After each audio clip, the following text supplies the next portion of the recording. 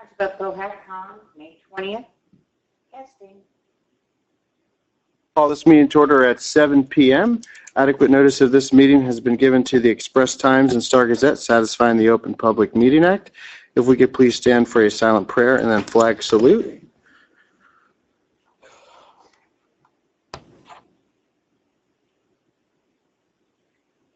I pledge allegiance to the flag of the United States of America and to the republic for which it stands, one nation under God, indivisible, with liberty and justice for all.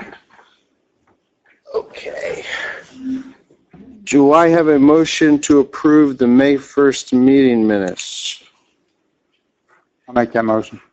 Is there a second?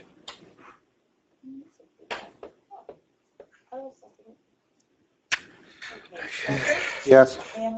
Yes. Yes. And Kern. Yes. Okay. Public comment pertaining to agenda items. This is for any public comment on any agenda items. Oh. Is there a motion to pay the bills presented in proper form, signed by the director of each department and approved by a majority of the members listed on the bill list?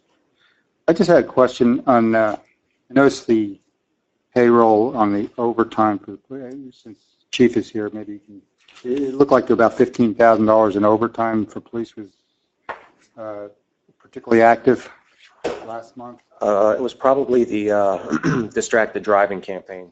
That's all reimbursed. Oh, excellent. Thank you. Which they got a trophy for.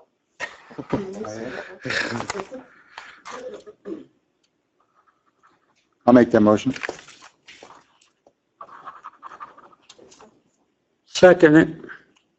Okay, Becker? Yes. Van Loo? Yes. Angelic? Yes. Kern. Yes. Okay, now public comment pertaining to agenda items. Any public comment on any agenda items? Seeing none, we'll move on to Beth Seiler-Berry with the Musconetcong Watershed Association. Okay, I just have a very brief update. Would you prefer I use the mic or am I okay like this? If you get closer, it'll pick it up just for the for the record, yeah. Okay. I just came to very briefly kind of update on both the Finesville Dam, which you know the in-stream restoration work was done last fall. I came and kind of briefed you guys before that was done. We continue to work on that riparian restoration, so installing trees, removing, trees that have not survived either because of the beaver or because of the winter or because of deer or fishermen. And we're also continuing to put some willow stakes into the bank, which we have a tougher time with because those are more likely to be pulled out by anglers who, think they should be in a better place. So we're kind of trying to work to make sure we keep paths open for anglers and still maintain stable banks there. And then I have for you, and I know I did send an electronic copy, but I have the image of the sign. I'll just put one on each end, so it's in the middle, and I have a few here that I'll hand out as well. I know you have this electronically already. So there'll be a sign installed at the bridge in Finesville, and we're still working on that. It's a sign that was done with participation from the two local historic commissions and U.S. Fish and Wildlife and New Jersey Fish and Wildlife to get all the different pieces together. We're tackling now exactly where to mount the sign. We're just a little concerned that if it's on a piece of private property, that a subsequent owner or whatever might want to get rid of it. So we're still trying to work on that. We cannot mount it to the bridge. We talked to the county. They don't want it mounted on the bridge. And I mean on the sides. You wouldn't mount it in the middle of the bridge, of course. But just so you know that work on that is still continuing. It'll be a very nice sign, very high quality sign. And I believe that it will be installed on the Hunterdon side because that is the perspective of that image on the, so it'll be a little bit funny to actually, mount it on the opposite side from the way the photo was done. So that's it for Finesville, unless anyone has a question, and then I have a kind of a quick update on Hughesville as well. Anyone have any? I had a question, liaison with the Historic Society, so they, I think they thought it was going to be on the bridge. Did you talk to them about the mounting on the Hunterdon side? Yes, actually, I don't know if you're in that email link. Probably not. Not, okay. We've kind of been going back and forth. We absolutely cannot put it on the bridge, although that is my preferred location for it. The county will not allow that. Are they cool with it being on the Hunterdon side as opposed to? Well, it's actually the historic people who want the reader, the observer of the sign, to be on the side that the perspective of the image is. So in other words, if we put it on the Pohat side, the image is taken from the Hunterdon side. So it's slightly skewed to, for its interpretive purposes, it's slightly skewed. But I don't think, Pohat Historic Society was cool. Amy Hollander and Michael Margolis and Okay. one other person is in that loop of emailing people.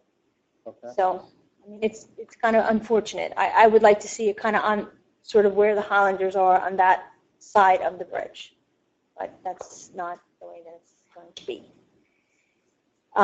So any other Finesville questions? And then I'll just briefly. I have a Warren Glenn question. I Okay. want to move up one. When will you start tearing down that dam there? Okay, so in between the Warren Glen Dam, the big one in the gorge, and Finesville is the Hughesville Dam, which is the dam that's located roughly across from the Warren Glen Market there. So if you, Right. During the winter, you can see it from the road. Again, and just to be clear, only because we kind of don't choose these things, the owners choose them and come to us. So it's not like we're going to tear it down, but we are going to assist the owners in bringing together funders and people to remove them. So the Hughesville Dam may be removed as soon as the fall of 2015. We're right now working with the State Historic Preservation Office. They've already done their Phase 1 and 1A analysis. I just talked to, I think it's actually Pohat that has their next meeting on May 28th. Trying to get a joint meeting of the two historic committees. I'd like to do both a meeting and then arrange for a walk on the site. I'd like to bring people in for comments, as early as possible. That just kind of facilitates having things move along more smoothly because, local people tend to have different concerns than the concerns raised by the state. So we just want to make sure that we get all of those things registered before, we get further into the process. I appreciate you going through the local concerns, because many times the state ignores the local concerns. Well, it's, sometimes they say things like, we don't have to do that. But, those people don't live here. Our organization lives here. They can go away when the job is done. We would like to, leave a well-done project and happy neighbors, so. I understand that people are happy about their basements being dry. Yeah, I think you probably have all seen a little bit of a change with the rain and with the, it's a little different up in Hughesville. There's not quite so many people in behind the dam, so there'll be less people who feel that kind of relief. Anyone have any questions about either of the dams or removal? Okay, and I'm done. And, if you have any concerns, don't hesitate to give me a buzz. Wanda can always contact me right away. Or if you have, if one of your residents comes to you with a question, please don't hesitate to connect. So it's 2015 for the dam in Warren Glen. For Hughesville. For Hughesville. So that's the one that's by the market. Yeah, right across it. And that's the one that we and the owners call the Hughesville Dam. And then up in behind the paper mill is the one that we call the Big Warren Glen. dam. And that will be a much bigger job, but that will be done as well. It is the owner's desire to have both of those dams removed. They have tried for 7 or 8 years to get rid of the property and have been unable to do so. What's further beyond that? Then you have about 7 miles till you hit the Bloomsbury Dam. Okay. And the Bloomsbury Dam is being worked on not by us, but by the Army Corps of Engineers. Oh. So So that's a little bit of a black box right now, and you know. They were there last week in 2 helicopters. Actually, the owners of the Hughesville and the Warren Glen Dam did a flyover for a video. The corporation that owns those 2 dams wants to do kind of a documentary style before, during, and after. So they did spend quite a bit of money, brought a firm in from New York, and did a flyover from the confluence up to the Bloomsbury Dam for the purposes of video. So that'll be a nice way for us to do it for nothing. Like, we'll have that. Yeah. Yeah. When they were, the dam is there now for the purpose of washing the, no? None of the dams on the Musconetcong were put in for flood control. They were all put in to generate power, and none of them do that anymore.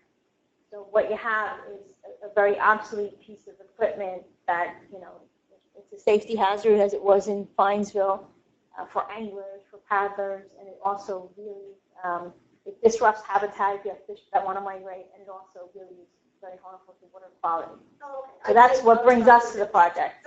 So people come to these projects for different reasons. Anything else? Okay. Thank you very much. Okay, all right. If I have any other kind of big news, like firmer dates or something like that. Sure. I'll be back. Great, thank you, Beth. All right, thank you. All right.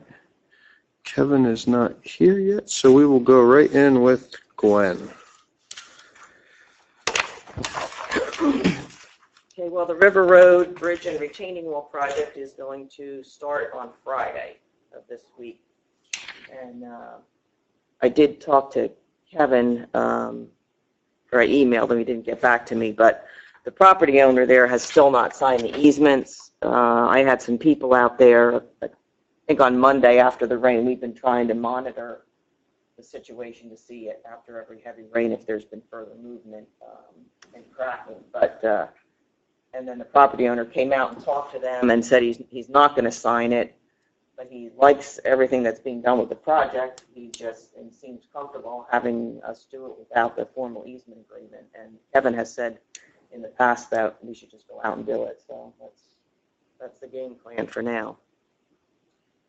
And I think I mentioned this previously. We've been meeting with a disaster recovery specialist to close out Hurricanes Irene and Sandy, and we're making some progress, but as usual, the person we've been dealing with has now been transferred to another disaster, the tornadoes or the flooding in the Midwest or whatever.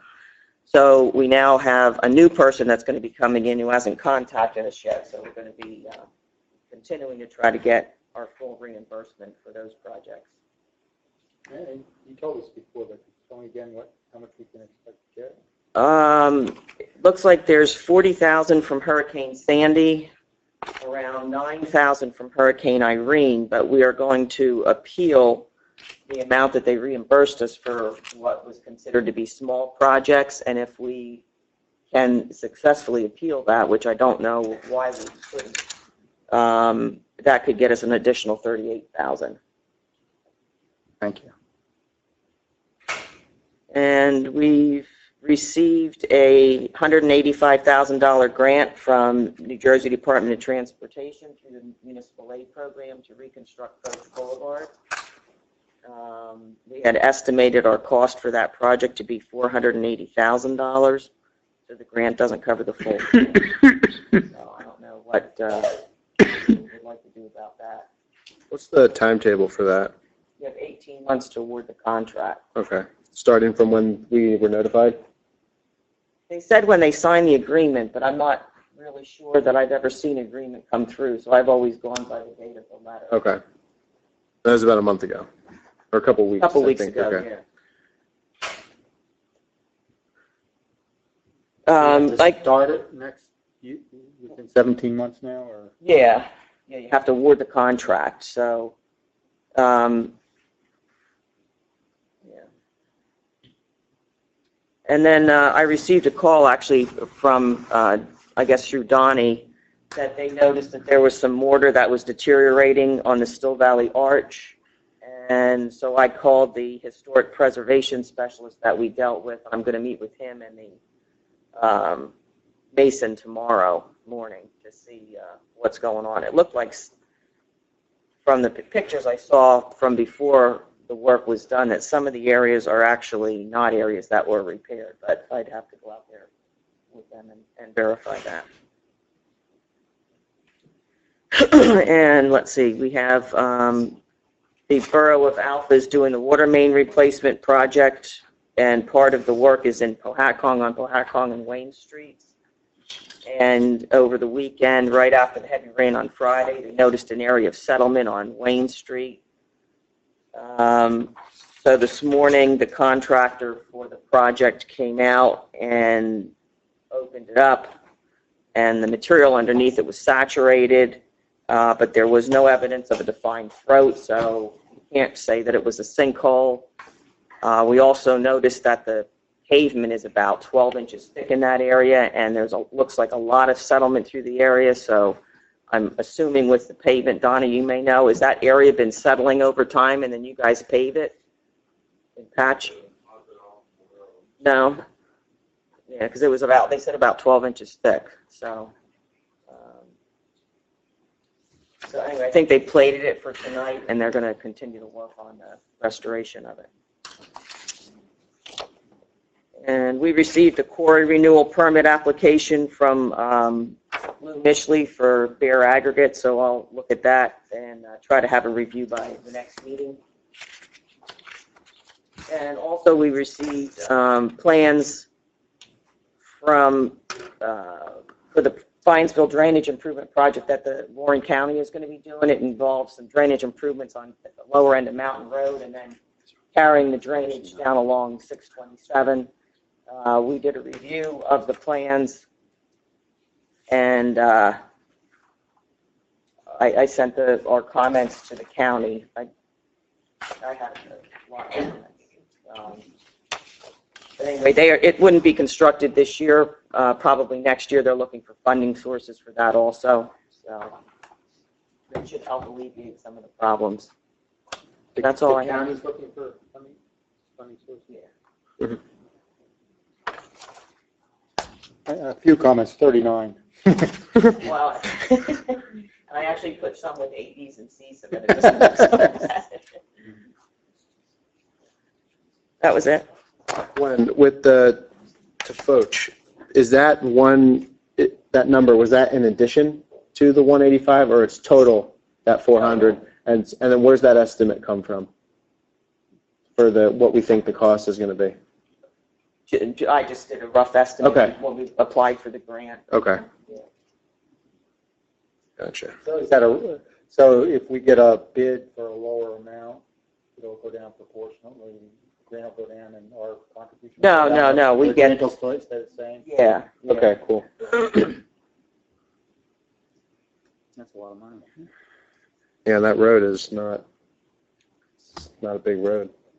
Right, that's the one that runs behind Slacks, behind the Realtor to the mall. Is it heavily used? One of the If it things is that heavily makes used, that one cars going to the mall. One of the things that makes that one expensive is that the drainage that you put in there would have to run down Liberty Boulevard and tie in with the drainage that was put in on Hay. So it's a long run of drainage down that one block of Liberty. Are there many houses on there? It's all back, like all the main, Alley stuff? yeah, all the main roads on Parkside lead to that. It's a buffer, but the problem is that road is the one where they have the access road to the mall, which the gate always ends up opening, which I always let you know about, and then cars will cut through to get to the mall. Make a shortcut. Exactly.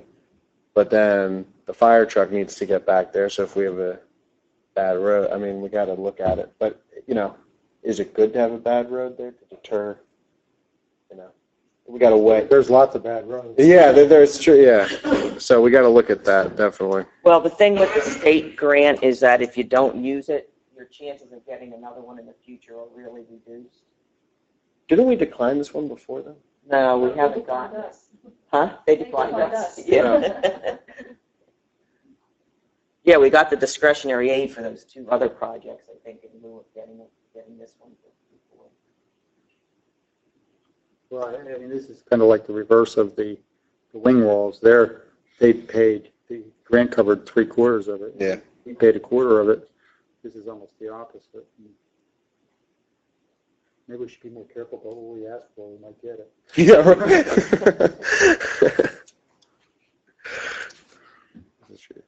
Oh, we have time at least. That's the one good. Yeah, I don't Good think, thing. I mean, I don't know if it's that much capital is budgeted this year anyway. Well, if you want, I could go out there, maybe meet Donnie out there and Dave Slack, and we could look at it and come up with maybe some alternatives and see what we can do. Can be. Maybe we could ask them all for some money. A rebate. Yeah. All right, thank you, Gwen. Anyone else have questions for Gwen? Okay, then we will revert back to the attorney's report. Mayor, not a lot to report tonight. Gwen and I missed most of Gwen's report, but I assume we already covered the sinkhole issue that we talked about. Yeah, it said it didn't turn out to be a sinkhole. It looks, I'm not really sure what the cause of it is. The material was very saturated, and it appears to be settlement kind of around that intersection. So it doesn't necessarily appear that the water main project was the cause of it. You can't really say that, so. Oh, so it's our problem. Okay. Nobody said that yet. I don't know what's saying. Okay. And I did mention, too, Strike that from the record. The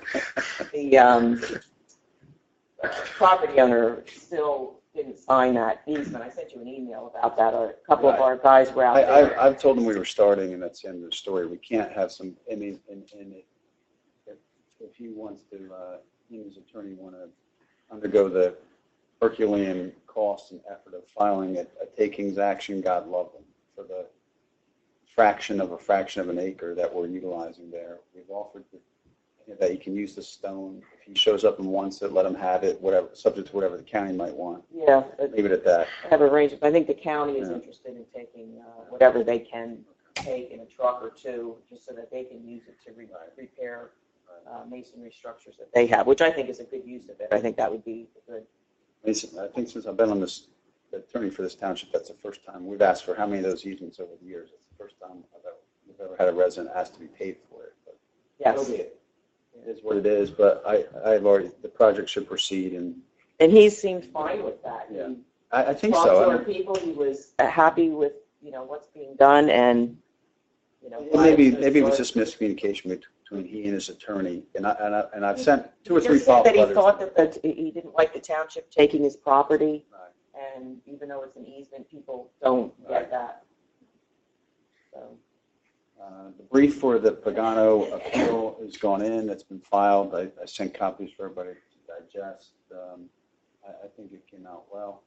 See what the appellate division does with it.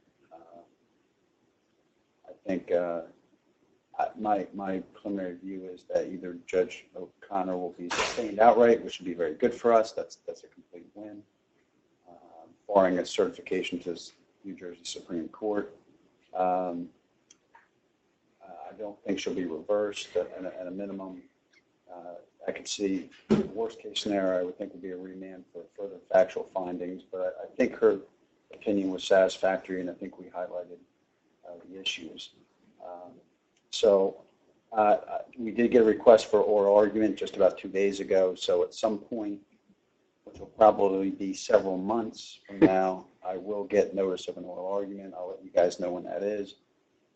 Anybody here who would like to watch it is welcome to go. I'll get about 10 minutes before a 3-judge panel, and if 2 of the judges decide to sleep in, it could be a 1-judge panel. So that's the way the appellate division works.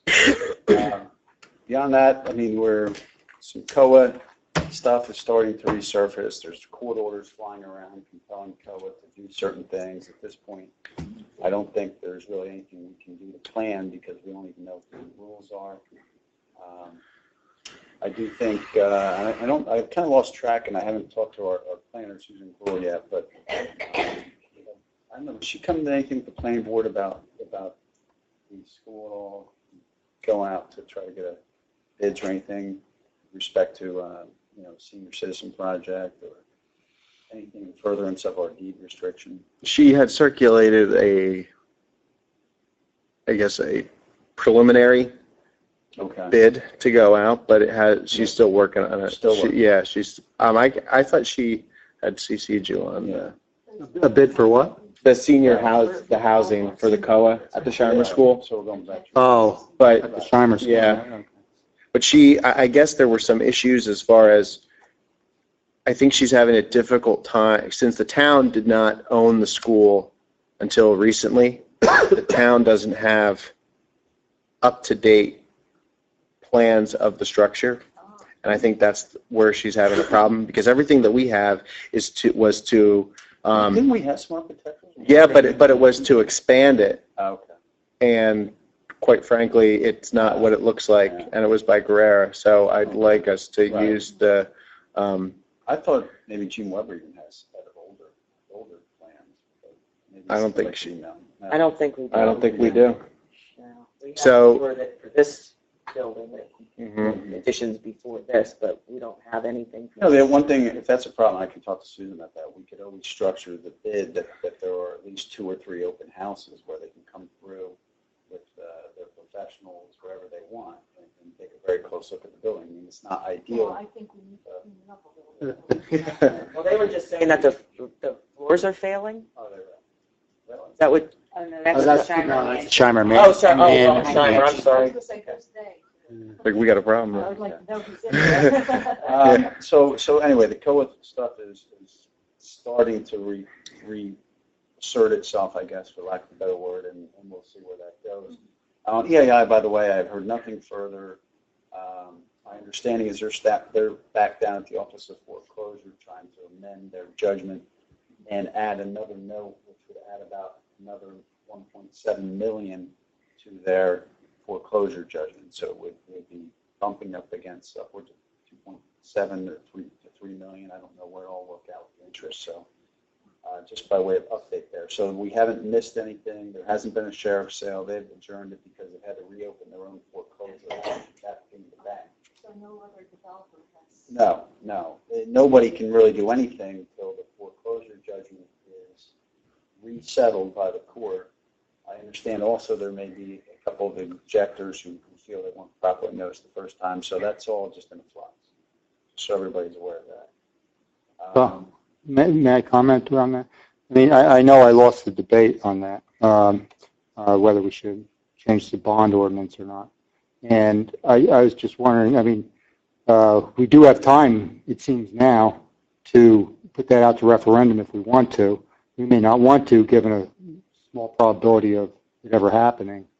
But I'm wondering, if it does happen, it seems like it will have to happen for a much larger amount than we thought.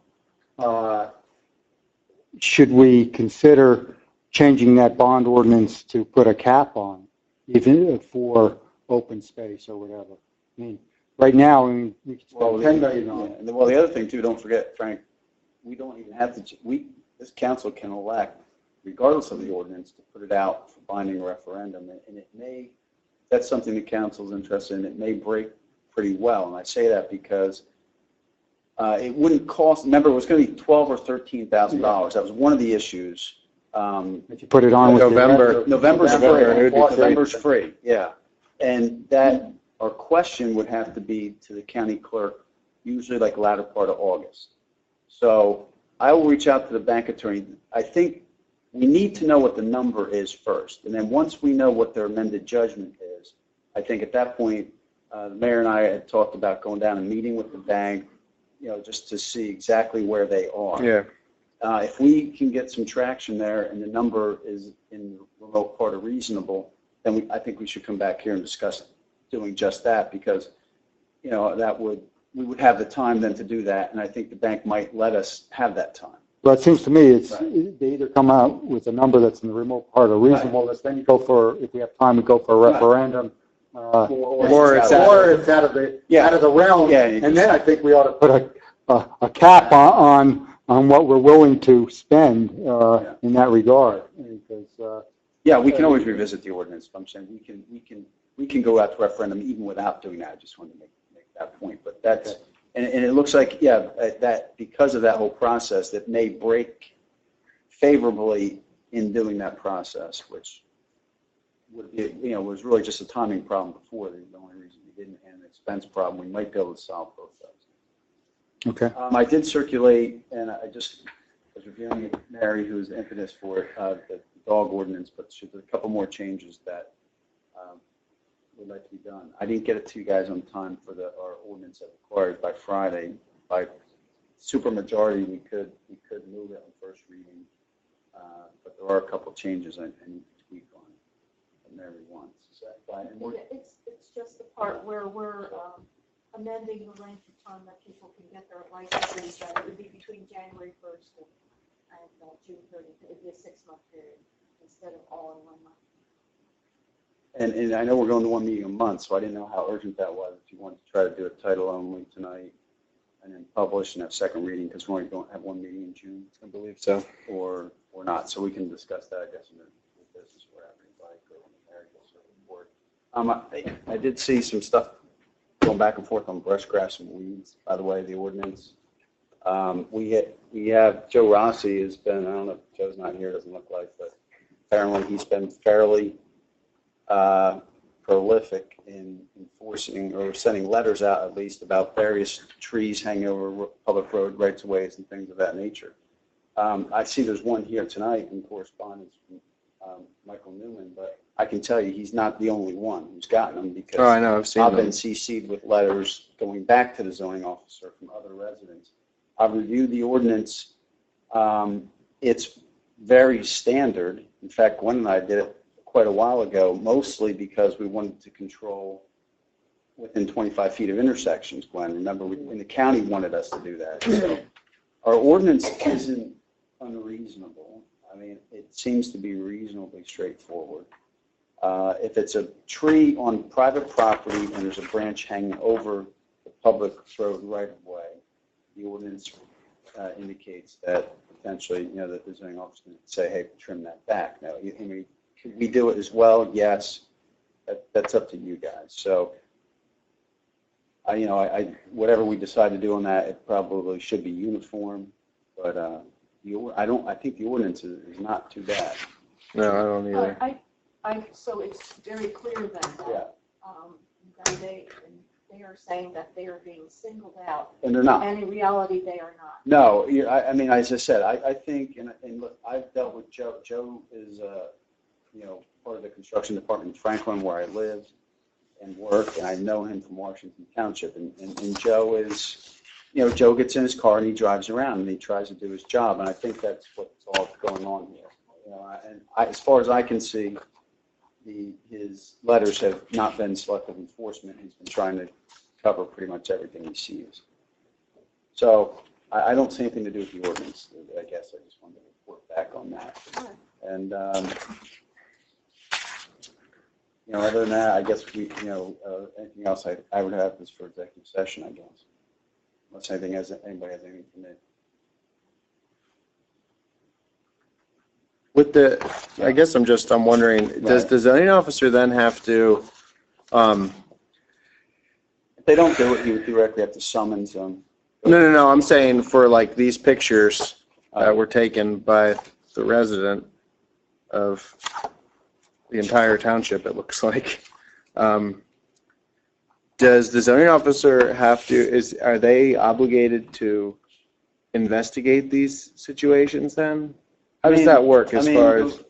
Everything that we do as a township is basically subject to what we can do within our resources. I mean, the road department would like to address every single road issue.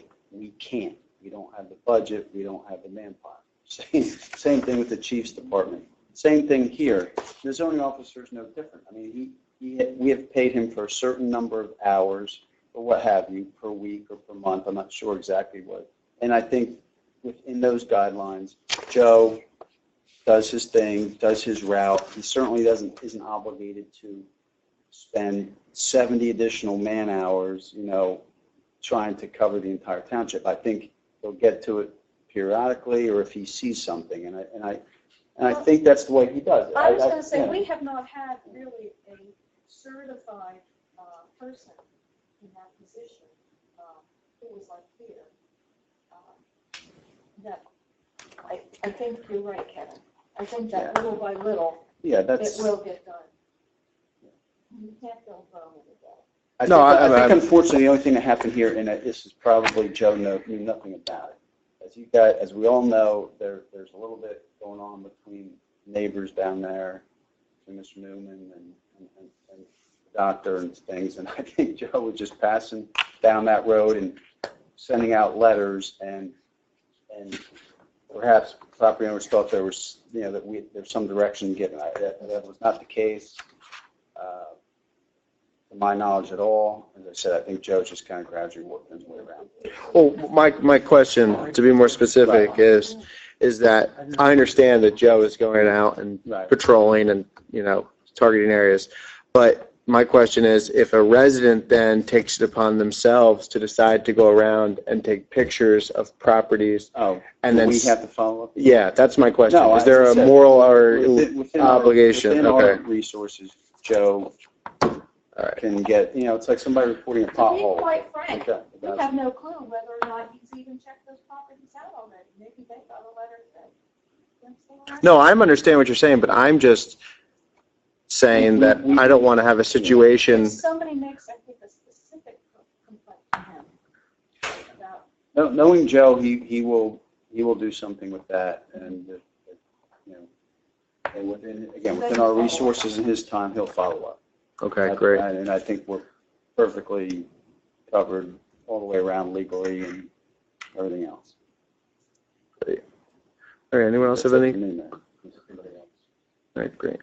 Well, this is excellent timing. I had invited the freeholder director to come speak to us today about his work that he's been doing on the Highlands Act and some of the conversations he's had. And I know that our council had some interest in that, and so he was just going to come and give a little synopsis of the work that he's been doing at the county for us.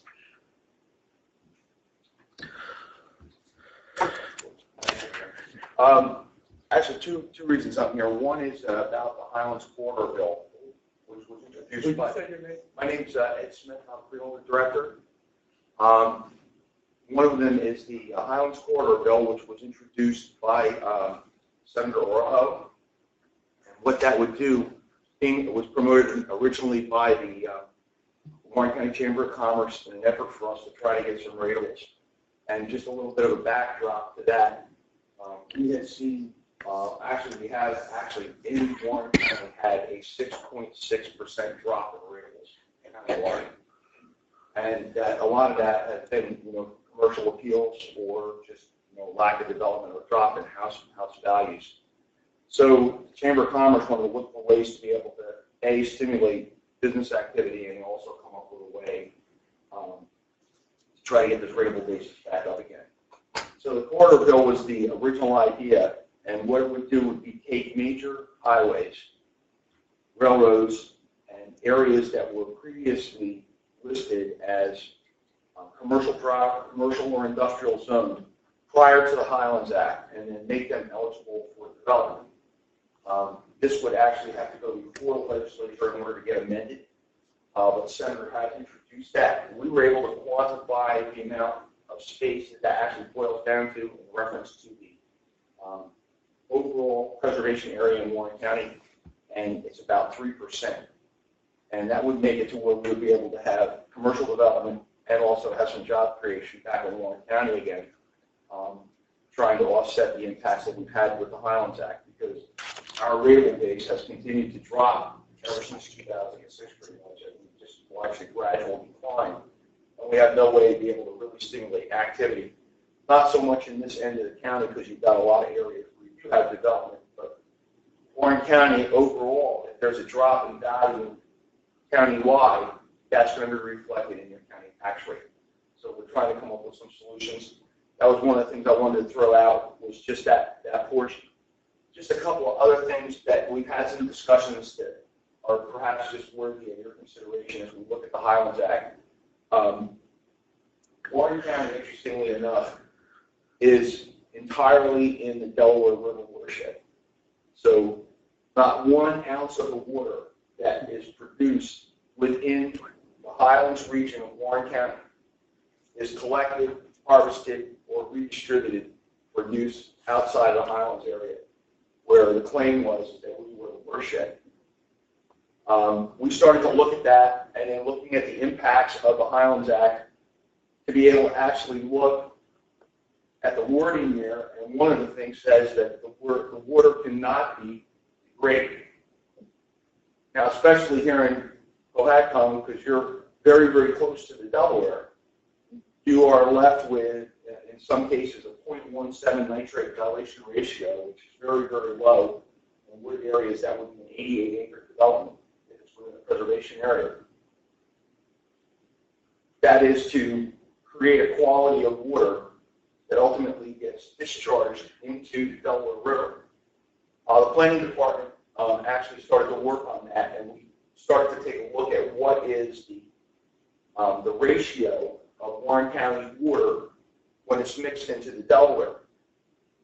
And that's 64-1. So we're producing a product of very pure water at significant expense, and then we dump it into the Delaware where it's mixed at 64-1, and then it's picked up for actually city water usage downstream at the Delaware and Raritan Canal intakes, which are miles downstream.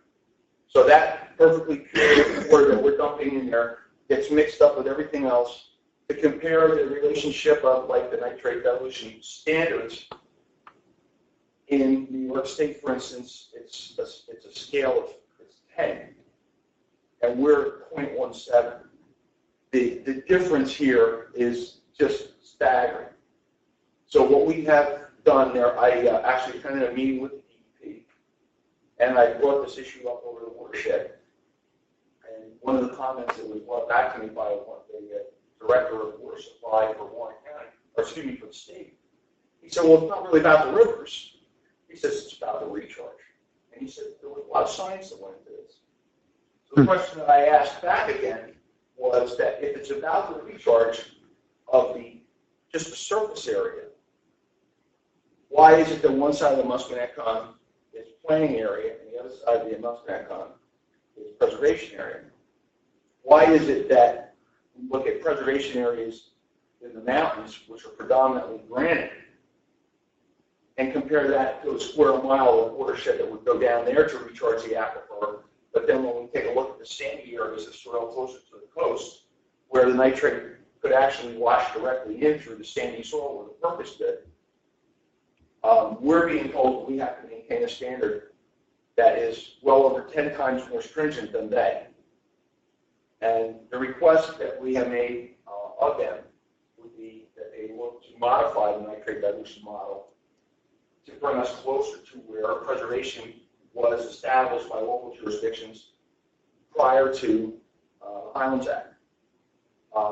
Some people have said, well, if we do that, how would the impact of the color? And that would still not be, because even if we were to look at that, it came back down to even like 7 or 8 acres, just as a chance. We still have a thing called the 3% impervious cover rule, which still stands in the Highlands Act. So the 3% impervious coverage rule would mean that you'd have to really have a 6 to 7 acre lot in order to have enough room for footprint. So ACOA high density development, you wouldn't be able to do that because you'd never be able to do the building on a very small lot.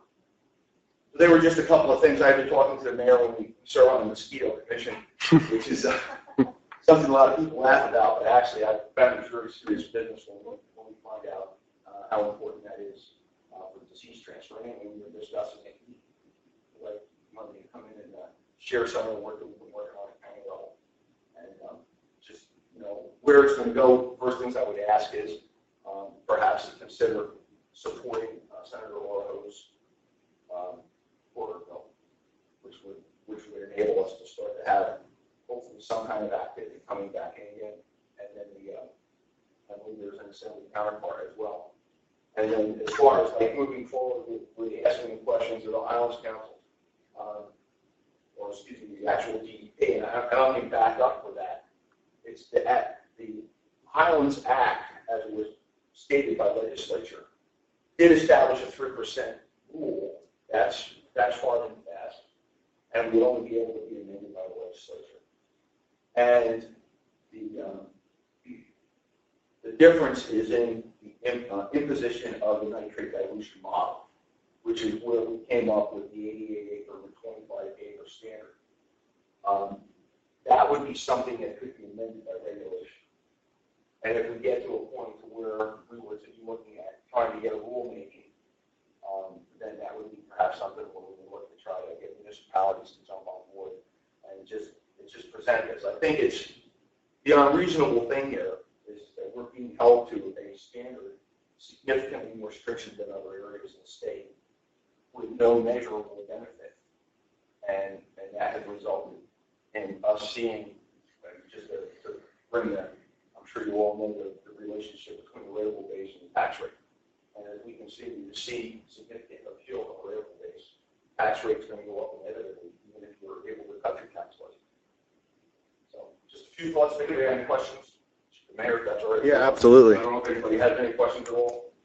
Is there something tonight that our council can do to provide leadership in this area? Well, the corridor bill has already been introduced. I think that's something that we provide. That's a first step. And that's going to be something that has to go through the legislature and has to get posted. So the resolutions in support of the corridor bill, obviously you might want to actually go through it, but I think that it is a great opportunity for us to try to revitalize. We have areas in Warren County, in Independence Township in particular, that has city water and sewer in the preservation area, and they can't develop. And that's just right along a major U.S. highway. That's just hard to imagine. So here we would have an opportunity. I know that there was a deal that they were trying to put together out there for a commercial location that probably would have been a $600,000 or $700,000 rateable, and they weren't allowed to do it, even though there's no impact under the Highlands because there is city water and city sewer there. So that would be, that would be one thing. I had a question for you, Ed. Yes. As an attorney, I mean, I was involved in a lengthy appeal involving the Highlands, and it actually involved, an extensive look at the legislative history to try to figure out how they established the preservation area boundary, which at the end of the day, both the Deputy Attorney General and myself concluded it was basically impossible to reconstruct the legislative history. Really, there was a piece here, a piece there, a piece here, a piece there. That piece was out of bounds because it was subject to legislative privilege. And at the end of the day, you really got nowhere trying to recreate legislative history. And I was just curious, you mentioned, well, there's a lot of science that went into that. I'm sure Jerry Kern's sitting in the back, and he's talked about that issue many times, that's junk science or no science. So Those weren't my words. That was the quote of the general. I'm just saying, there's maps, there's this, there's Rutgers studies that I've seen, but I've never really seen anything that, gets into any depth over that standard you mentioned, which I think is totally arbitrary and low. I mean, do they ever point to, yes, it's this study or that study, or they just kind of say, well, there's been a lot of study? Well, I'm curious about that point. The basis of and again, the DEP was the one who actually created the regulatory structure via rule that established the 88 acres and the 25 acres. And that actually has numerous factors that are starting to play against it. One is the Farm Bureau has an outstanding case right now that is up for discussion. And we're actually looking at trying to tandem in on that to either A, get some kind of a factor based on watersheds, or just additional relief. And again, I look at where, looking at it from a legal perspective, if the underlying issue is not anything other than recharge, I see it as totally inconsistent with the 14th Amendment, because a square mile is a square mile is a square mile. And that's something entirely different. The concept of a watershed being that the streams and things like that, a surface water collection process that would have resulted, I'll compare it to the Spruce Run, for instance, which is actually ends up in a reservoir and feeds the river. There they harvested that water, and the quality of the water that's going to be released for water supplies downstream is it justifiable, public benefit for them to be able to say, well, this is why we're doing it? There isn't one river in Warren County that's harvested, whether you go, Peak West, Muscatine, Powhat, any of them. There are not one reservoir where this water is gathered. And the concept that, we're supposed to be producing this product only to dump it in the Delaware, I would argue that the idea in the legislation stated that it was supposed to be no degradation of the water supply. So shouldn't the baseline be the Delaware where it ends up? Well, it's interesting. If the regulatory attack is definitely going to be the best attack. Constitutionality statute itself is upheld, but it's interesting. Just was curious, because I've never seen, what exactly they're talking about when they throw out well-expense studies. Well, Yeah, there's studies, but there's nothing. They're just like all over the place. Yeah, there's a lot of differences in terms of the opinion. And the actual mechanism, there's two, but the Administrative Procedures Act, Title 52, 14B, 4F actually is the one that. You guys might actually try to impede yourselves. Join that. Well, there was a possibility of, making a request for a rulemaking would be possible. And that also would be standing for anyone, if we're able to establish this. But right now, we're still in our own negotiation phase, but I think it's important for people to, just stop and take a look at these questions that are out there, because it's a significant burden that we're looking at. All right, Ed, I have a question for you. Yes. Approximately 80% of this township is in the preservation area. And originally, it was a small part of our township that was in the preservation area. And the powers that be at that time, I said, we think it'd be a great idea if we just put in this whole big chunk of land. Nothing scientific about it, just let's put it in, okay? And the state said, sure. So that's how we got to be so preserved. Is there anything out of what you're saying as far as the scientific value and the scales that are being used in terms of the purity of the water and compared to other places, that we could get that reversed? Well, first thing would be whether or not there was consideration. If it was a contractual arrangement, where you made an agreement and there was an exchange under business law. It could be argued that, it's contractual, but let's assume that it stands.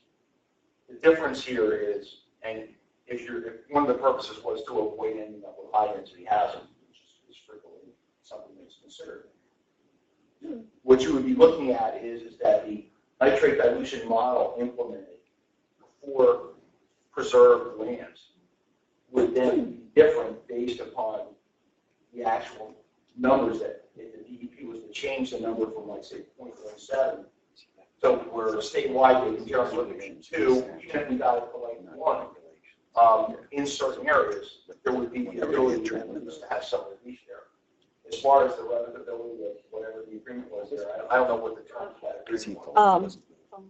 It didn't look like it was any kind of agreement or anything. It was like, to me, it seemed like it came as a suggestion from the township. And at that time, one of the people who were on council at that time actually worked for DEP, the state. So I don't know if that had anything to do. Yeah, I don't think we got any consideration, for sure. Yeah. Right, so, whether or not there's the elements of a binding contract there, that would be something, I would have to defer to council. But what you're talking about then, at least some things might be relaxed as far as what the requirements are now before you can build. Right, the 3% coverage rule is probably going to be your largest overriding thing, because that would be driveway and footprint. Well, what I'm saying is somebody like Jerry who would like to do things with his land, but right now under the rules, he can't, even though you have, 80 acres? So under what you're saying. It would be nice. Well, if the nitrate, still America, but apparently not.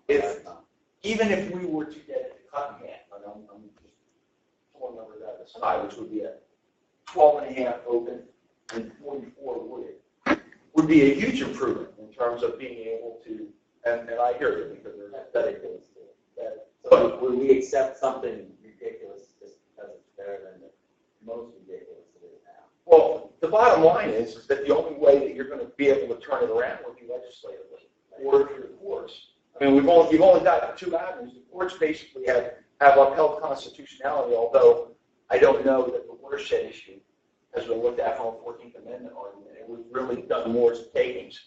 And I guess the biggest thing is that we are actively looking at it, and we're trying to come up with, with possibilities. We may do far better than half. So Well, I'd like to thank you for your efforts, Mr. Wilcox. I would hope the town would write a letter in support of this, do anything they can. It's been a long time. The original bill said we were going to get compensated, no money, and anybody would have a brain if they can't see blue science. They have less than half a brain. There's no question about it. This bill was no good from the beginning. It's all coming true now. It's the least time that showed something that it was done illegally. No science. Cohoccon's even separate of that. The fact that they used science was all political and ridiculously done was the environmentalists in there. There's no other landowner parties in there allowed. But Cohac is even in a different situation. We were never in the original, like Renee was saying. We were added after that. I was at the meetings with that. It was almost closed door. It was the ex-mayor, Babinski, made the suggestion. They had hoped I was going to leave. I didn't leave that night. And I was there, and they pulled a recess just before, hoping I would leave. Didn't. They come back. They didn't know what to do because we had to say something because the clock was running out. So we made it. We wanted off everything in south of 78. They're going to use 78 as the scientific corridor. I was there, so I know this is fact. I don't care what anybody else says. I know what I heard. Ken Schick said, well, I'll call the paper and let them know. So I was telling everybody. The mayor's quote was, no, don't tell anyone and don't call the paper. They kept it closed. That's how it was done in Cohacon. I was there. Anyone else can tell me whatever they want. I know what went down. And in the meantime, I haven't been compensated for anything. Bought this land, did my due diligence, easily take off 2 lots and keep the rest for myself. I had no intention of developing the property. You can't even develop a lot for that. But I knew I could get out what I needed for my family. Now I can't even do that. Now everyone's getting stuck with the tax burden that everybody said was going to happen. Well, here it's now. And this is what got me prompted, I guess, because you're saying there's no more variables. You can't create any because of all the restrictions. The taxes are going to go up through the roof. So for people that are all for it, they were thinking, oh, this is all great. Well, now they get to suffer with it. And I've been suffering for 10 years. I was promised something for what they took from me, and I've gotten nothing. So, well, I was actually on the floor of the assembly when that passed. And we were sold out by Connie Myers actually broke into tears on the floor. She Connie knew what was, happened. yeah, that was where I met Connie at the pre-opening meeting. And, she put up a good fight. But we are. She seen through it, and I really appreciate what he's doing. And you know what? Keep going, because a lot of work is done. I know Pat Moffitt. He's been digging up a lot of information. Some all the lies are coming out now. Yep. So they're going to have a hard fight ahead of them, because all the truths are coming out that, that these were people hired by the government, going up in front of legislation, lying to them, telling them that if we didn't do this, it was going to cost billions in water treatment, and all lies. They had nothing to back it up. And you were talking about the nitrate model. They used a model that doesn't exist. They said it was used across the country, but when you ask them for it, they don't have it. Well, and that's where the questions that we're All asking are ones that are, causing some.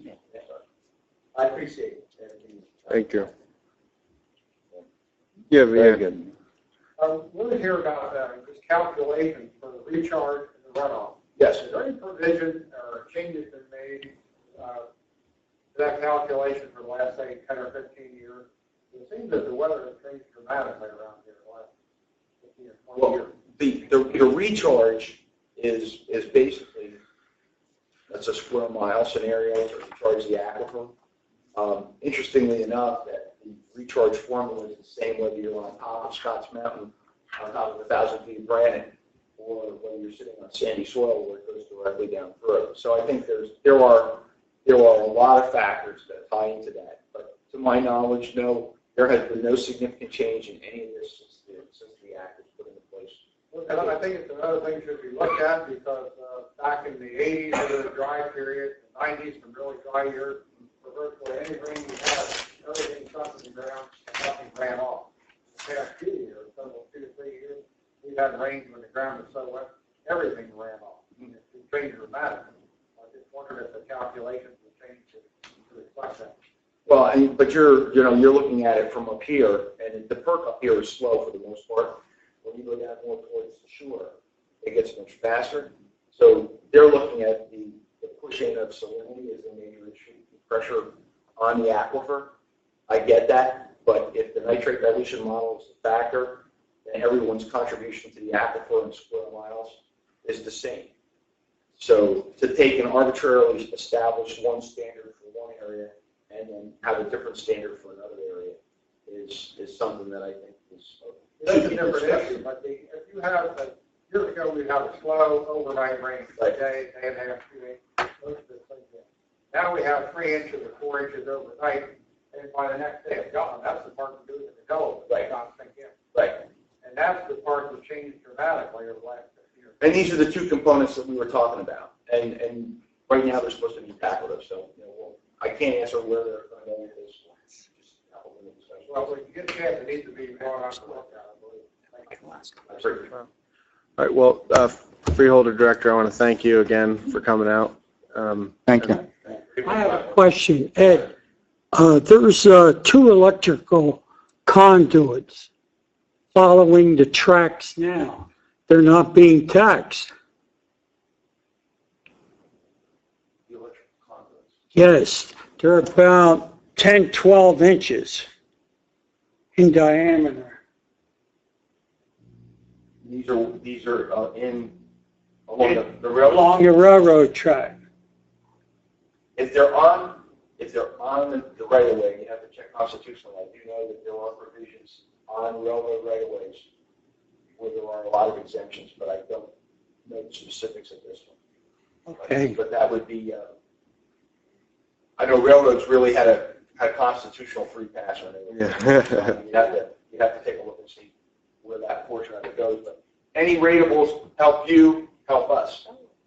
Yep. We're going. Thank you, sir. Thank you. Thank you.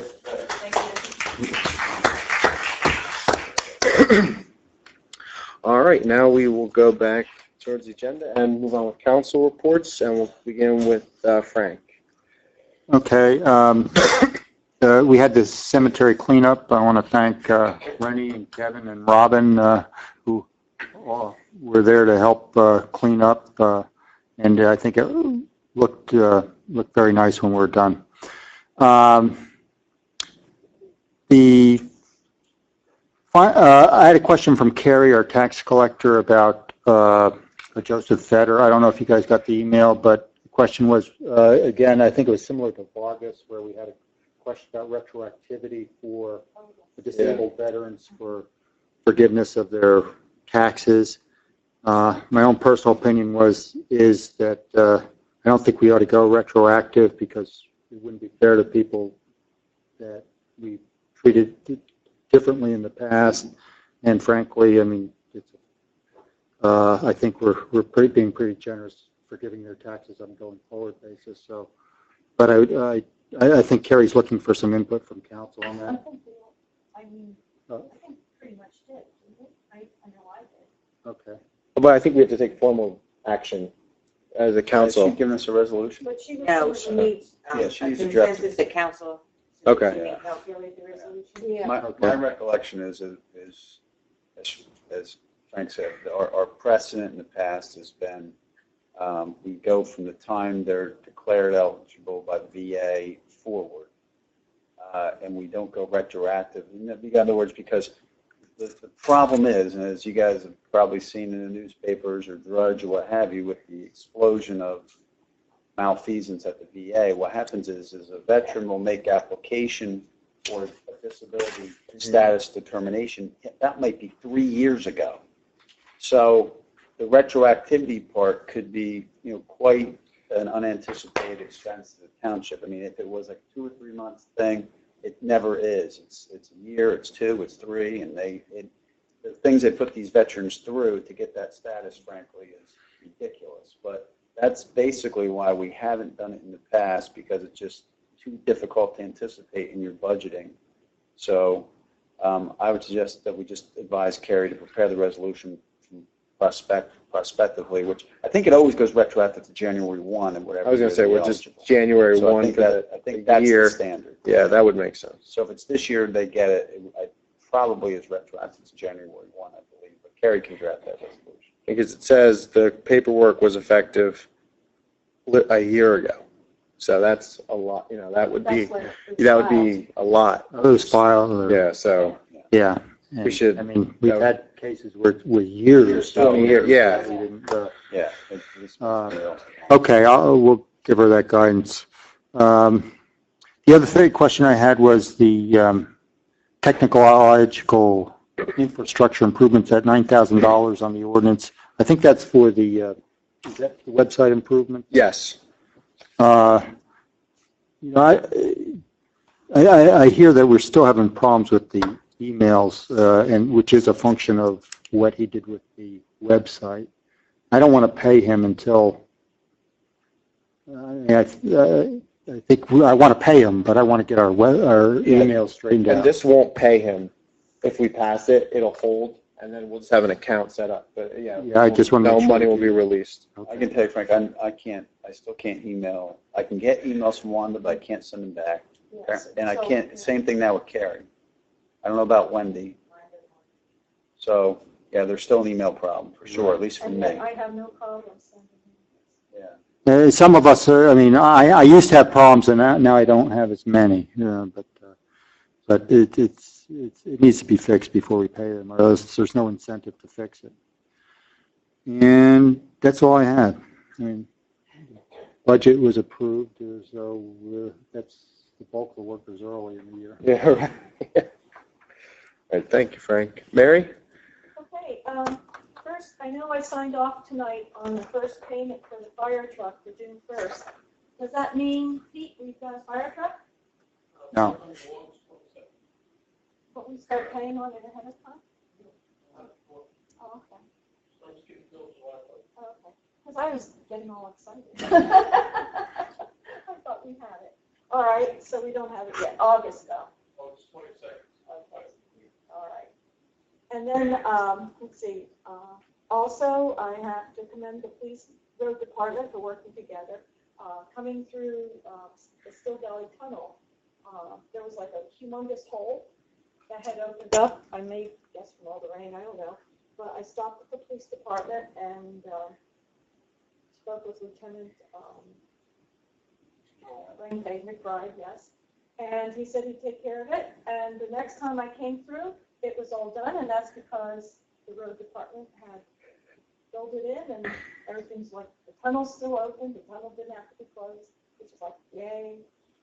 That was a good thing, and also, even, our police department got a trophy. If you didn't see it in the newspaper, for the,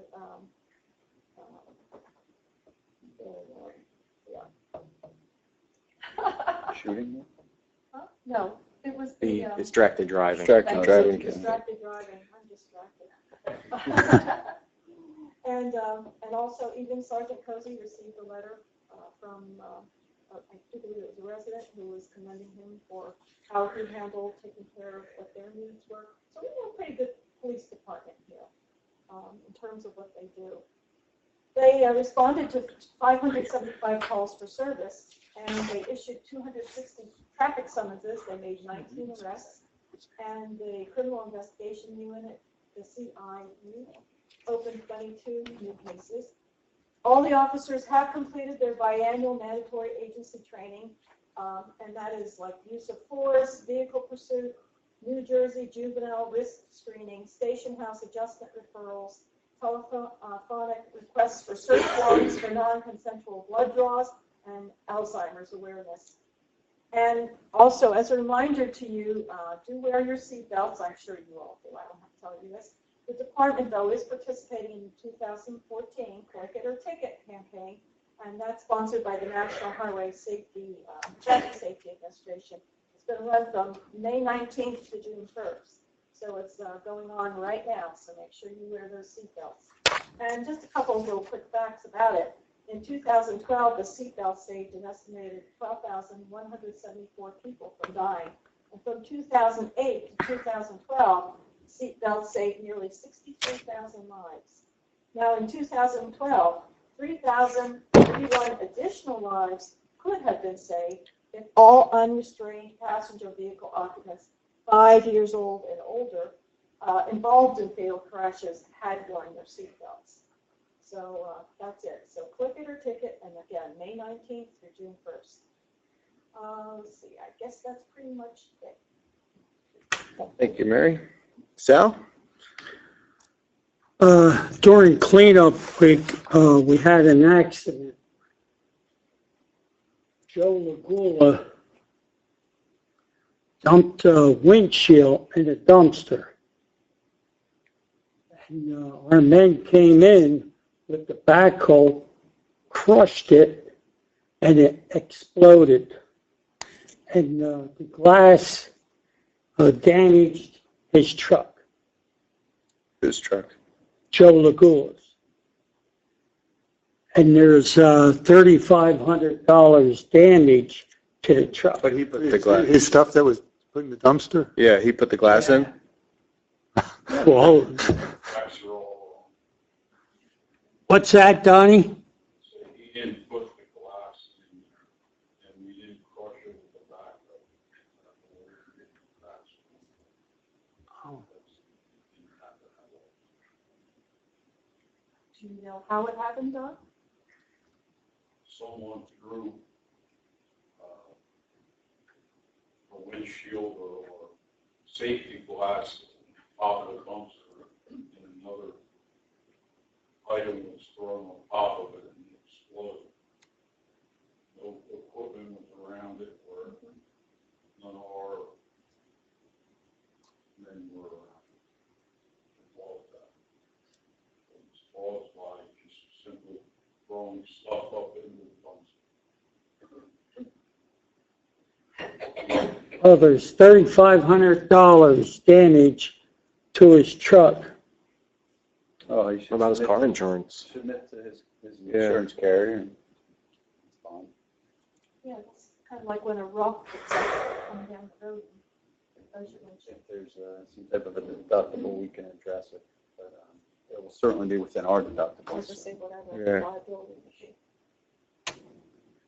He's more likely to get paid than we are. Yeah. I think there's got to be more damage to a truck than just a windshield, because a windshield's not that expensive. Oh, No, the windshield, Do we the have glass. some letter from him or something asking for reimbursement? Yeah, and did we admit fault to this too? Did anyone say something to him? I told him, Wanda, did he bring the paperwork in? Yes, he did. I have the claim filed tomorrow. But he should file Well- this with his own insurance company, because we're no fault, right? We put it on it, and I think sometimes the township will reimburse his deductible. Yes. Sometimes it has I should happened. certainly advise him that he's, we're requiring him to submit to his carrier, provide us proof of that. I think it's the municipal law that, we don't pay for anything. Because when someone hit my car in the parking lot, I got nothing out of that. I had to pay that on my own. And I was going to say, and so why would we pay his deductible?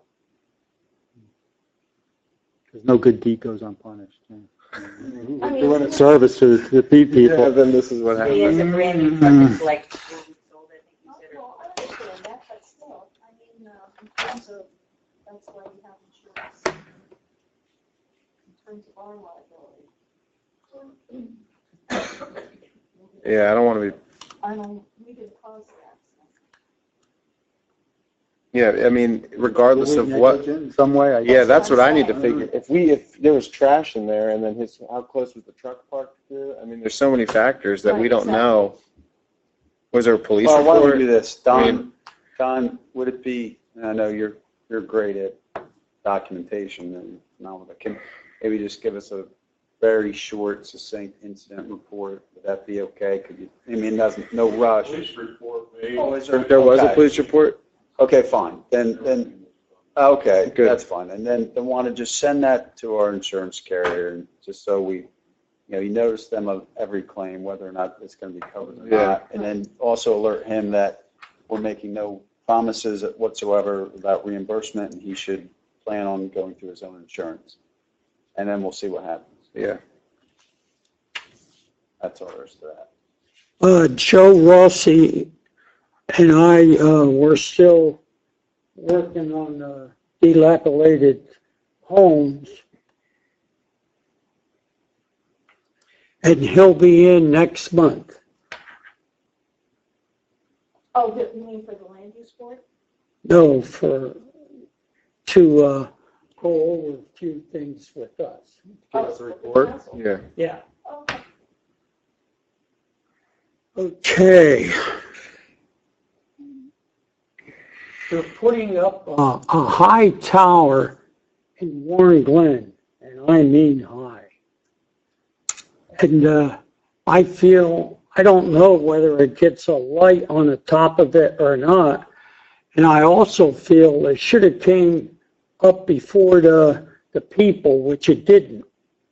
Wait, doesn't towers have to go to the land use, don't they? I think this is a tower that was already there and never had come to land. I think it was on utility pole. No, it wasn't on a, On some other kind of pole. When remember the woman that talked to, I looked back and their old tower application for us. They're extending something that was already there. I checked with Wayne. They got all the required permits that they needed from the construction department. But it doesn't involve any kind of variances or coming for land use at all before the board.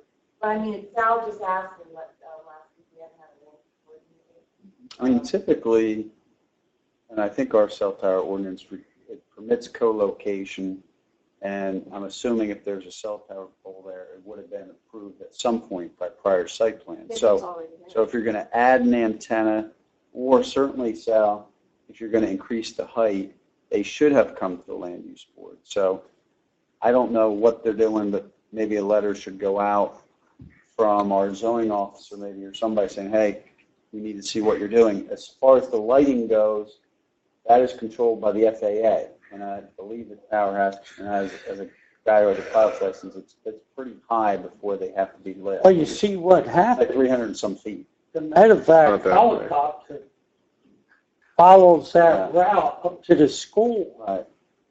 And they come in pretty low. Yeah. Well, I think we should follow up because that should have been a site plan issue. Even if they're co-locating on the same antenna with it, same pole, excuse me, with another antenna, it's usually a site plan requirement for just those issues you raised. So, What permits, do you know what permits they got from Wayne? Al and I both spoke to Wayne, and Wayne said that they had the required permits. See, it's a high voltage power line. And they brought this huge crane in. And in the middle of this high voltage power line is the new antenna. I think it's for cell phones, I'm not sure. well, that's absolutely a site Would be plan good for requirement. I mean, there's just no question. So, where are they in construction? How far along? They're just about done, I guess. I mean, I would suggest somebody issue a stop work order and somebody find out what's going on. I mean, you can't build something like that in our township without a site plan. I mean, to me, if your facts are accurate on this one, Sal, that would be a no-brainer. So, Sal, did you talk to Joe Rossi already about it? No, I didn't. I would suggest somebody do so, and somebody talk to Wayne, and I don't know what Wayne was looking at, but Find out what permits he issued. see what we have. If at all, any. Well, he said I he- talked to Wayne and Then, Wayne said that everything is, Yeah, well, let's see what he gave them. Well, again, if it's under construction, the permit was issued, we'll have to take a look at it. If there's any reason the permit was premature and the site plan requirement has been missed, a stop work order could validly issue, and we could make them come to the board and answer the questions you're raising. And I think that, in other words, there's no estoppel from stopping them right now, even though a permit was issued if it was not properly issued. So let's take a look at it right away, though. Okay? If Wayne needs to speak to me or something, see what he did, then let me know. All right. okay.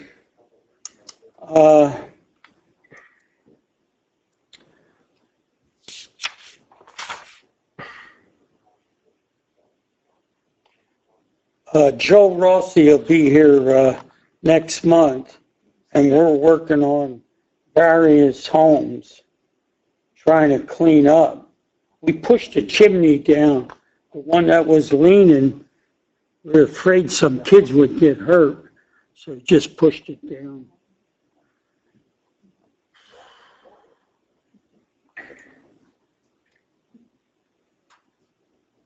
Let's see, that's it. All right, thank you, Sal. All right, did everyone see the letter from the school board? Yeah, Yeah, about the, Frank and I were there at that meeting, and I know that they had sent the letter. I spoke to the police chief about it. We do offer, I mean, I think there were two criteria cited. One was that it impacted the education of the students, and the other was they feared for safety of the students, which we do have a police officer there at the door. And I know that a lot of times different officers will come up at different times. I mean, if you want to elaborate. Before the kids come in, and he's there until the kids leave. Yeah, and It's always manned, there's always somebody there. and sometimes there's more than one. Like I know that like another car will roll up just to, yeah, which is good. I know that it used to be that you would vote at the Shimer School, the fire station, I think, And one, and Warren Glen. So there was always some type of voting going on at the schools. And I know, I don't think the parking, I think our big concern is the parking here. parking is important, and, well, and this room is not as big as the room that we use there. The other thing too that gets me though, about the whole Oh, thing is, maybe. she said about it impacts on the education of kids. We used to have 4 elections there a year. No, there's one. Now we're down to 2, the primary and the general election. Yeah. And it's like less. So, I mean, I don't understand how, this impact, when for years, there have been 4 elections out there. I think, I mean, probably the best thing we should do is we should maybe talk to whoever's handling this on the school board, or if it's the superintendent. I think it kind of just arose at the meeting out of closing days. I couldn't really, it kind of just happened. And everyone seemed to just agree about it, but I don't, I don't know if there was agreement. In fact, they acknowledged it. I know there's parking problems, so I mean, I think, they're just saying, is there any way we can do it? And I think it's probably a case where it's best handled there. Yeah. I mean, and even from a security point of view, it's probably easier for the police department to provide security at one location than 3. yeah. So, I mean, given the fact that we don't have the parking, and I would go for just keeping it the way it is. And I think too, you'd have at least 1 or 2 election cycles of voter suppression. People would be confused. I think it would be, I mean, we would be able to alert people, but I think when the school was built, one of the driving factors behind it when it was on referendum was for it to be used not just for education, but for like other types of community Right, and events. I was just going to say, for those people who never get to see that school, they don't have children, but they pay over 50% of their tax bill. You're goes 2 days to a the year. school. And I'll get on my soapbox. I think that it's a good idea to have it there so that people can see the school, they can go in the school, and then of course they can vote. But still, the fact that this is something that they pay for. But maybe what we do is this will allow you to, I mean, were you ever approached by the school board or superintendent about safety concerns? Yeah, so maybe what we need to do is have that dialogue about what the police department can do to better provide safety at the school. If that's There's nobody actually that goes into the school itself. I mean, as far as in the hallways, as soon as it's partitioned, correct. And then when they come in, the only place that they're really in front of is the music room and the gymnasium. Sometimes the kids walk through and they go over to the lunchroom, but they're escorted by a teacher, and we're also there at the same time too. So, From my point of view, the best argument they have is the need to have early dismissal days. I mean, I think we should have fewer early dismissal days rather than more, but Is there a need to have early dismissal days because of the election They going don't on? serve lunch, right? Is that what? Oh, maybe that's I don't why. think I think they just started doing that in the past. We were there the entire day. The kids would come through and go to lunch, and then Still serve lunch. Bathrooms, they have they locked it. sectioned off, they're posted. Right. While the kids will come through, they're always attended. We're always in the hallway. And the bathroom's closed. Correct, but For the kids. the public can use the voting rooms, restrooms, and there's steel gate up. So there may not really be a need for early dismissal. And the PTO has a bake sale. And They do. Yeah, we can look at that all day. Well, then I think what we'll do is, unless there's, anyone on council who feels otherwise, we'll just respond and say, we can't think of another option that would be, right now I think it's working well. And also then if you would reach out to the school board and the superintendent to say, the letter references security, what can we do to provide it? I think it works well too. I mean, the car's parked there. I mean, I think it's two less elections. yeah, it's actually been better. You're right. But there's no more school board election. Yeah, they're not voting on Yeah. a school budget. If they're in the cap. Okay. So that now they want to kick everybody out. They don't need your vote anymore. All right. Second thing is I was approached by both the mayor of Lopakong and the mayor of Greenwich about the Phillipsburg sewer situation. Both towns have filed litigation against Phillipsburg over rates that are higher than what Phillipsburg pays, and they're going after, I think, they're going actually back several years. So they were looking for Powhatan to also file a similar suit. Maybe I should dig up my closed file. When we went it alone We did it. 10 years Yeah. ago. My letter to the editor out. And lost. I don't think we had the funds to enter a lawsuit. Well, Check that out. I talked to the mayor about it, Sal, and my thinking was that, look, I can get a copy of the pleadings that have been filed. It certainly wouldn't be real expensive to just do a Me Too filing and kind of tag along with their litigation, and then, Well, they're both separate too.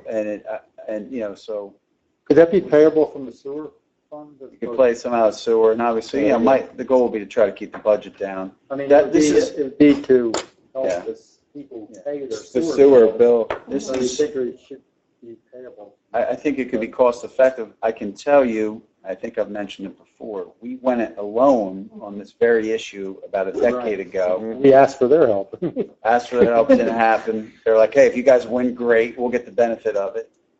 But I don't think that's the case. And I think we do need to join the litigation because that is not a that's not a sewer authority. It's an independent sewer utility for which we're contracted. So Yeah, we're separate. So yeah. everybody's contract is different, different. albeit related. So I would like to see that lawsuit. I'd be interested in joining it. It would be nice. The last time I litigated this case, I thought Judge Siebel, and he's now passed away, it's been that long, he gave it a little bit of short shrift, and what happens when you get to the appellate division, it's on the record, and it's like, yeah. So we did not prevail in that litigation. The case law was not outstanding in our favor at that point in time, candidly. But if it's going to be a combined effort this time, it's probably worth spending a little bit of shared resources, not a lot, and trying to see what the courts say about it. I think it's worth a shot. I mean, they pay 0.41 whatever cents per whatever, and we pay 0.58. So it's a significant overcharge. And I'm sure, I could see it, I'm sure that facility's been paid for 10 times over by now. I think we're still paying on some of the bonds for some of the improvements. I believe. That's incorporated into our rate. But do we know where the status of, the complaint's just been filed? Yeah.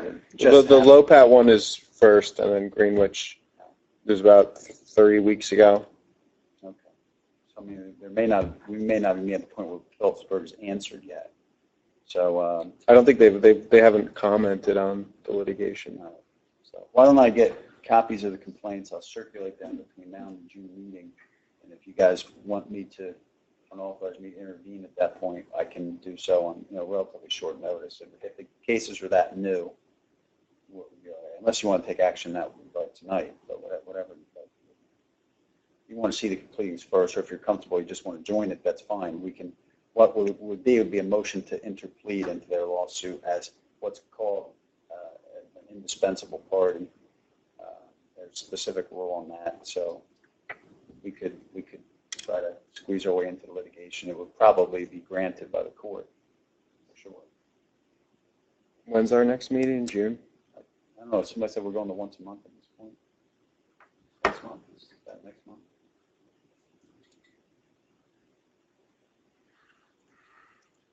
Hold on. Same for time purposes.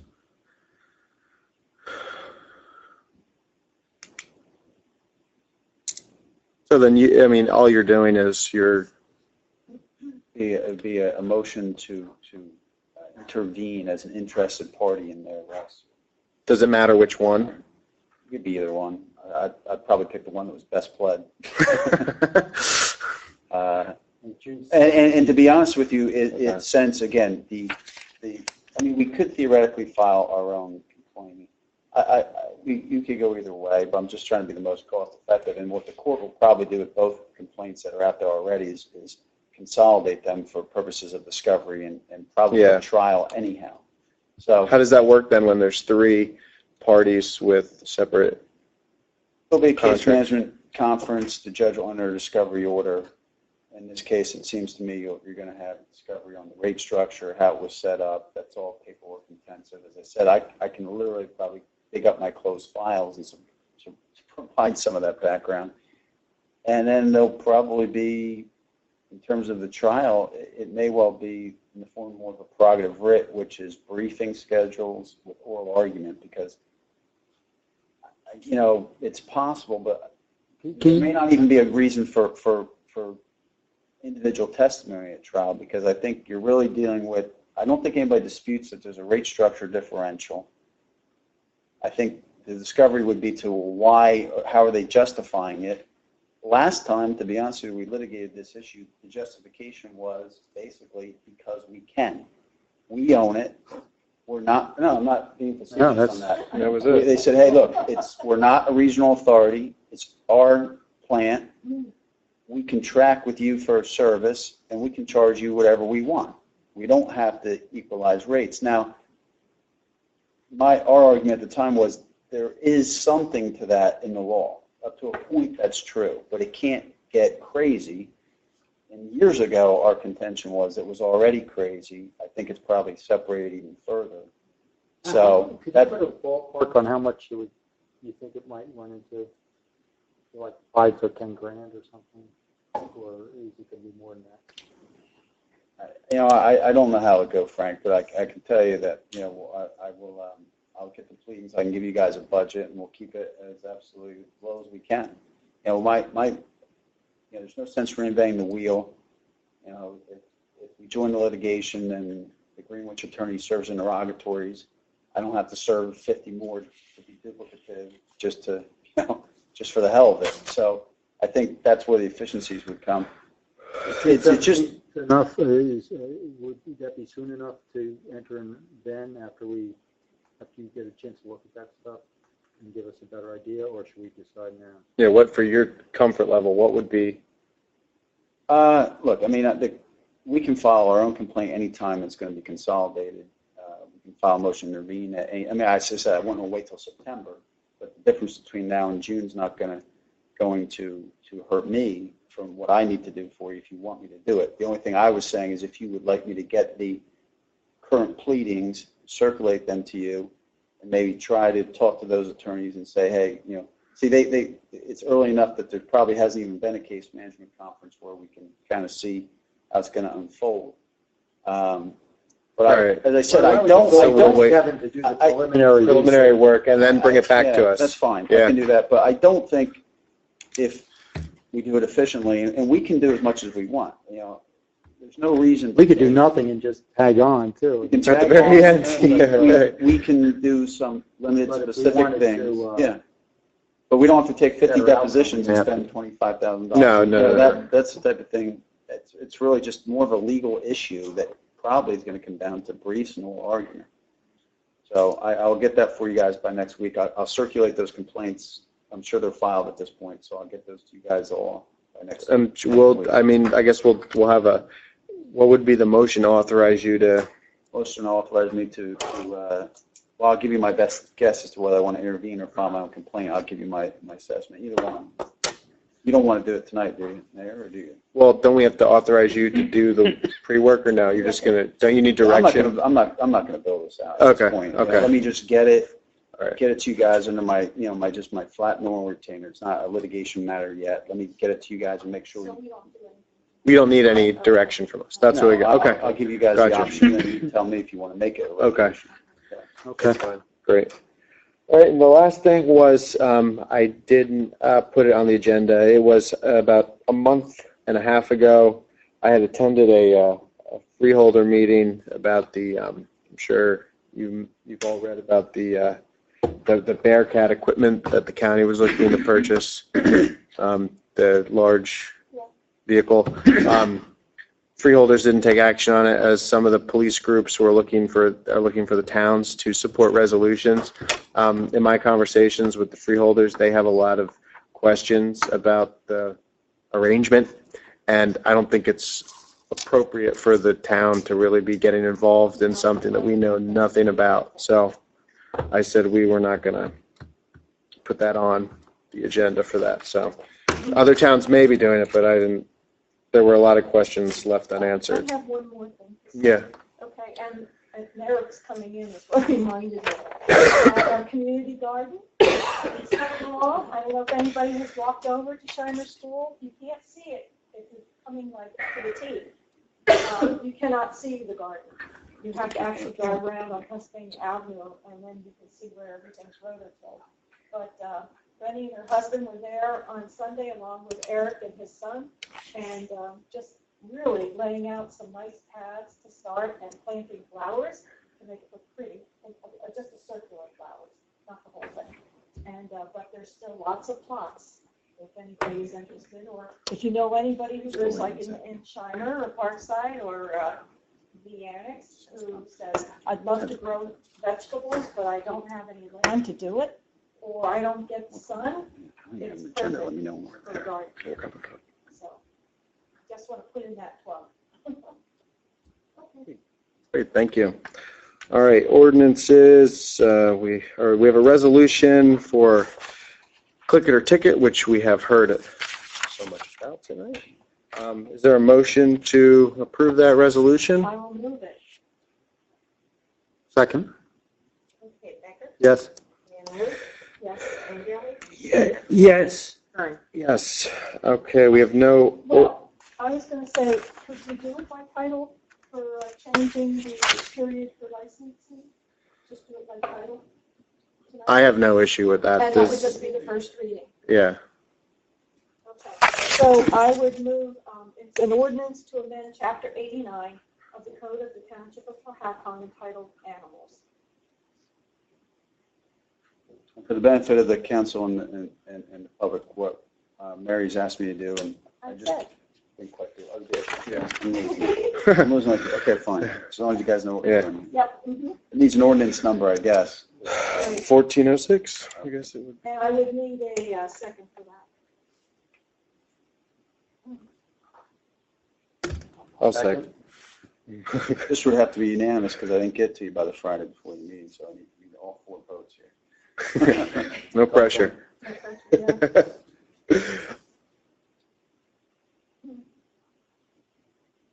Okay, motion second. Okay, Becker? Yes. And Jelly? Yes. And yes. Yes. Okay. That'll be the second reading for June. I'll get you a clean copy one at a time. Okay. All right. We'll does anyone not mind taking these two together, 1404 and Yeah, 1405? together. I'll move them both. Okay, first I move the open public comment on ordinances 14-04, which is the one we were talking about, the technology, and 14-05, which is the funding for the Still Valley Stone Arch wing wall repairs.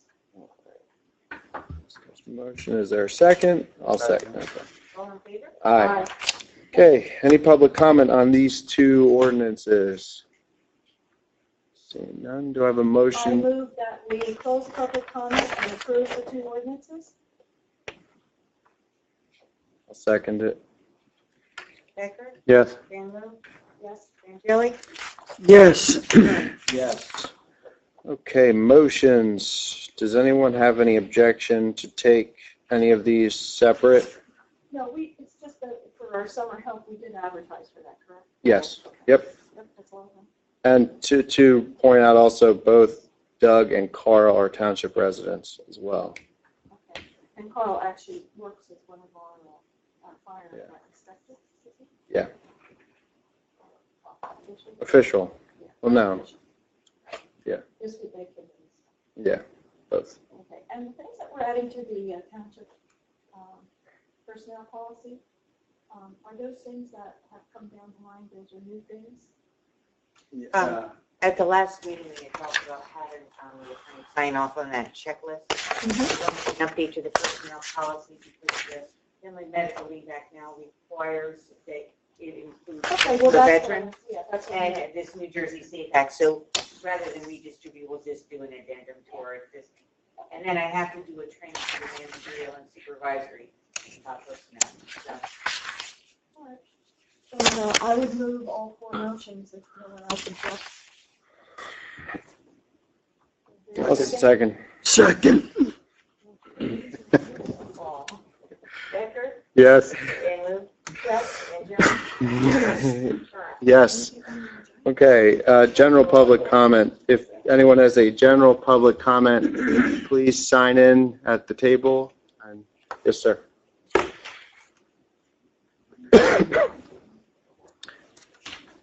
Enrique Hernandez, River Road. Did the dedication of the Sherman School change from veterans to senior citizens? No, That says no. he mistakenly said. Sorry. But I corrected him. Okay. Yeah, well, yeah, the deed restriction is actually generic, but from day one, we've been pursuing the veteran. The veterans, good. My other comment is about the purchase of the EAI property, and I would encourage the council to go ahead and put that to referendum. But I would discourage listing a maximum amount. I think, one, it's a poor negotiation tactic because then that becomes the going rate. And second, No, I wasn't, to be clear, I wasn't talking about doing that in a referendum. I was talking about changing The ordinance. the bond ordinance to put a maximum amount. We've changed the bond ordinance to open it up to open space. I'm saying, let's change it to open it up to open space with a cap of $10 million, whatever some large amount is. okay, all right. So I misunderstood because I thought we would then be telegraphing. Show our hand, yeah. How much we're going to pay. And then my third point is, on a previous meeting, I had requested that the attorney contact the recipient of architectural plans that were released in error, and I was hoping there'd be some progress. I did get that letter, Enrique, and I don't really know. We can send, I'll send the letter out, but I don't know what, we have no real enforcement authority to get them back, so I have no problem asking. Maybe just a request. Okay, I will do that. Thank you. Any other public comment? Yes, sir.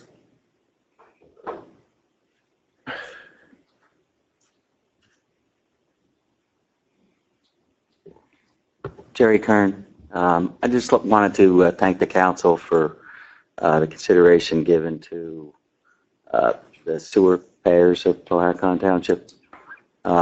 Actually, I want to thank 3 members of council that were for that. That's been long overdue. I see no better time than now, being other towns have already started the process than the opt-in for us to start it. So it's never happened, so it's a tough start. Someone started, so this is the time, I think, to get in. So I go along with the members that are going with that. The whole way that's set up there is totally wrong. We have no representation there at all. It's really ridiculous. DEP pushed for 20 years at least, Jerry, to turn that into a regional authority because of the way it's run. Yeah, exactly. And there's no statutory muscle that they can make them do that. Right. They've been clinging for that Yeah. facility because I think for the record, candidly, I think it is perceived as a bit of a cash cow. Yep. And they cling to it. And it's a track record that's been what's been going on by the way they've been increasing it. It's not going to get better. They're not going to change it. They know they can get away with more. This is the time to do it, and I would hope maybe we can get the rest of this town. I guess Alpha's involved also. Pretty much low, Pat, so far. Yeah. Not Alpha? Not Alpha, no. Can be got. Alpha was the one vote when I voted against the sewer rate increase. So PatCon and Greenwich also voted no against it, but Alpha. I understand that's one vote there, but if the whole council, I find it hard to believe, but if they're really, I don't know. But the more people, obviously, the more towns involved. I think it just shows a little weight. But I appreciate the council looking after taxpayers for the sewer. Thank you. Thank you. Any other public comment? Seeing none. Yeah.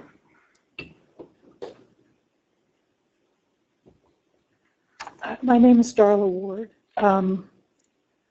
I live at 55 Creek Road, and I've been having a problem with a private nuisance. And I discovered that a private nuisance is a civil wrong. It is the unreasonable, unwarranted, or unlawful use of one's property in a manner that substantially interferes with the enjoyment or use of another individual's property without an actual trespass or physical invasion to the land. And I've only lived in Cohasset since Labor Day weekend when I moved in. And I carefully chose my house across from a creek and farmland because I wanted peace and quiet. Mr. Homa owns the farmland across the way, and it's being used as a campground, recreation, I'm not sure what. I think possibly there's like a shanty structure back there right along this the protected creek. I went in along the creek one day, and there's a commode there. Like, where are they dumping this?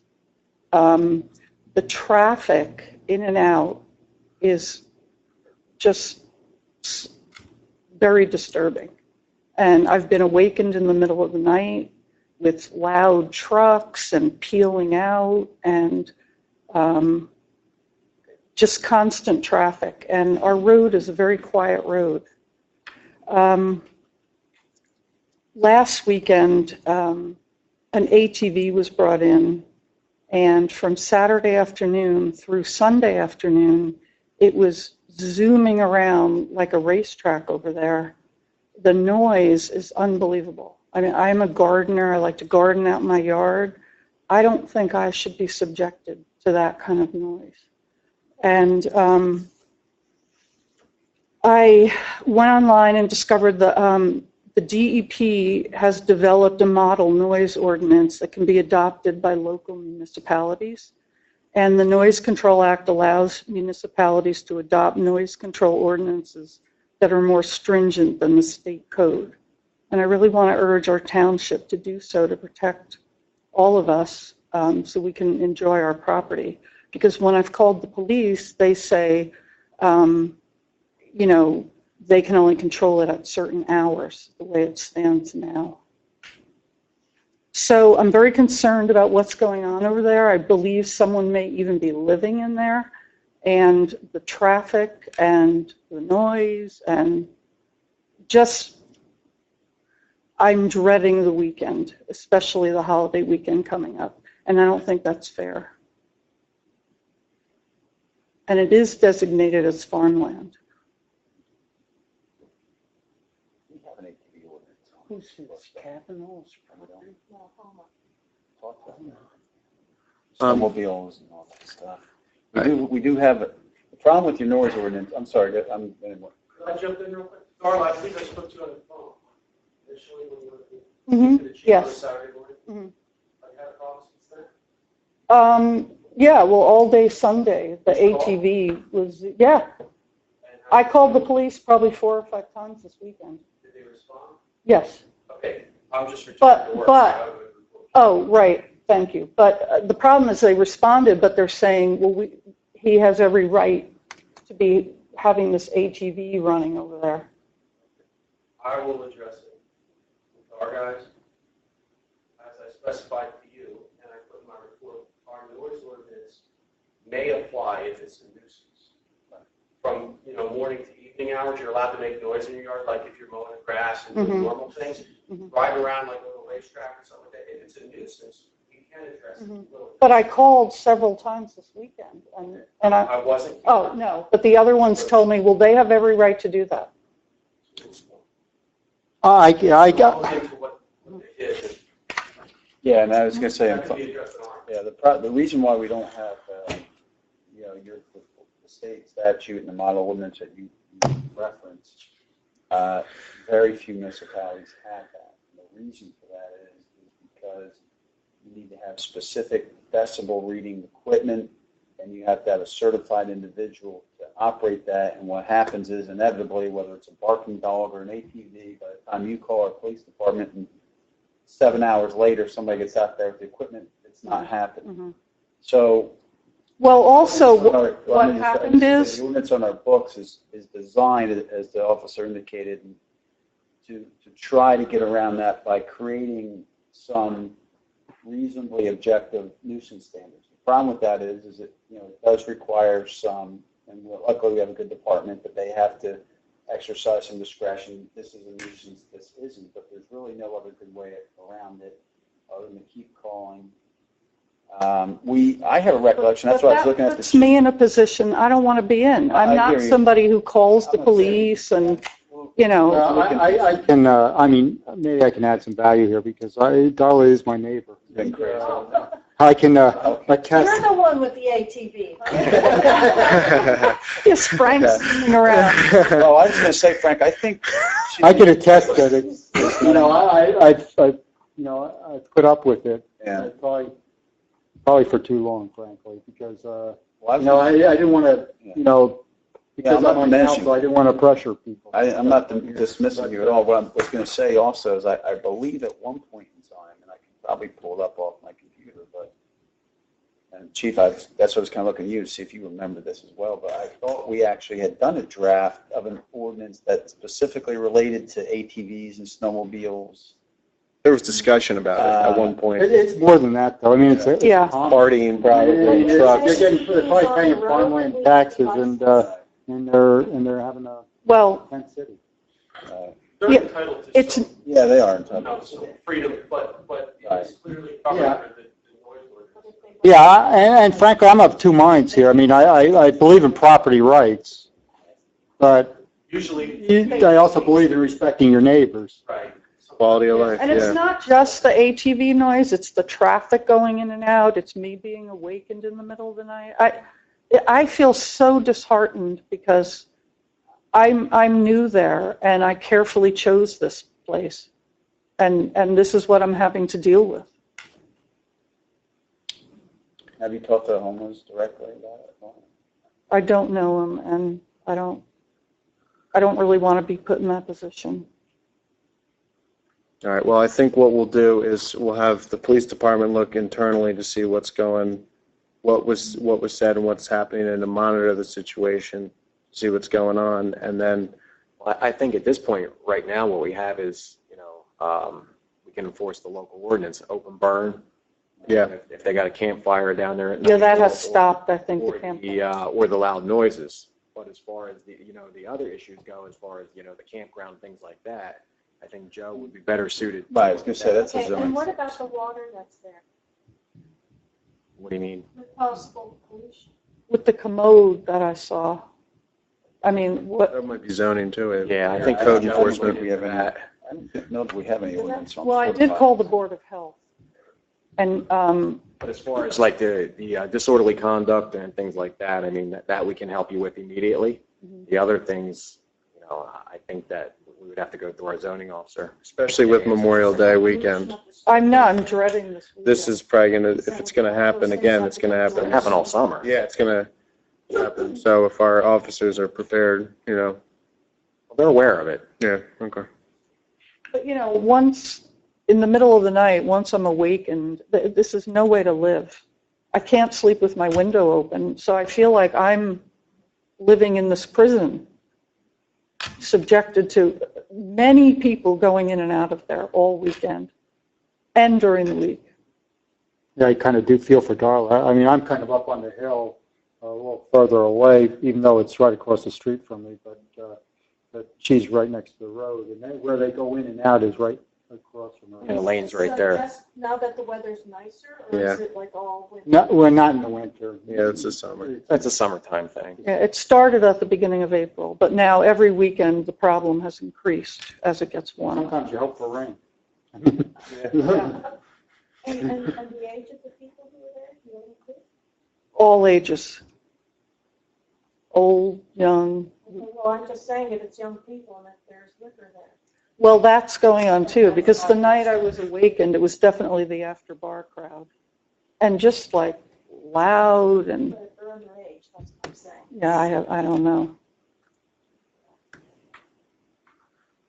All right, well, we'll, thank you for making us aware of it. Now we'll be able to address it. So thank you. We really do have a great. And if you want, just, Chief can get your contact information. So, oh, you have it? Okay, good. Okay, I so, didn't know you were the chief. Hello. okay, so we can follow up. Okay, good. Okay, Excellent. Thank you. Any other public comment?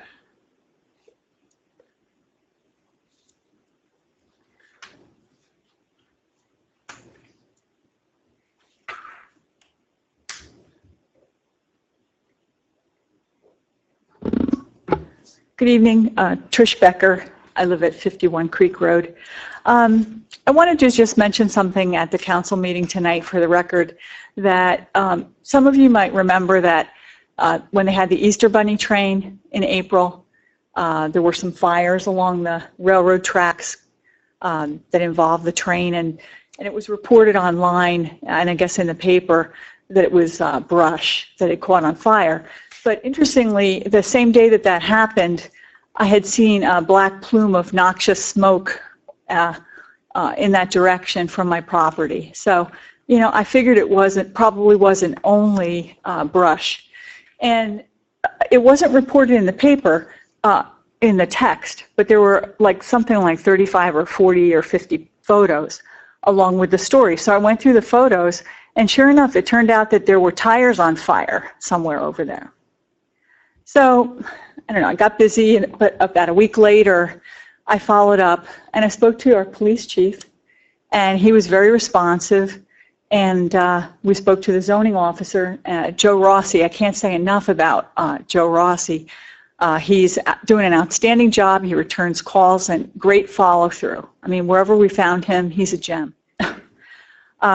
So working together as just a citizen with the police chief and our zoning officer, really, it's great teamwork. We determined that these tires weren't on the railroad property. They were on a Pohatcong residence property. And the zoning officer sent him a notice of violation, and the homeowner, the property owner, was agreed to clean all the tires up. Photos of the tire dump, which is what I call it, a tire dump, showed over 70 tires in drastic states of decomposition. There were car tires, there were truck tires, there were tires with metal inside them, and there was what I'll call crumb from the tires. So they were really degraded. And I followed up this evening, that's why I was late to the meeting tonight, with the zoning officer, and 30 of the tires have been removed from the site. They're going to move more this weekend. The ones that had burned, they're harder to recycle. Okay? It may turn out, as we follow through on this, which, I love Powhatan Township, and my big beef is pollution here, and keeping an eye on that, dumping and whatnot. So in my spare time, I like to ride around and see if there's a problem that needs a solution. So more of those tires are going to be removed this weekend. It may, however, turn out that underneath all these tires, there's more stuff. And if there is more stuff, then I'll work with the police and the zoning officer to figure out what the next steps are for that, so that we'll have this cleaned up. This is an area over by the cottages in Carpentersville.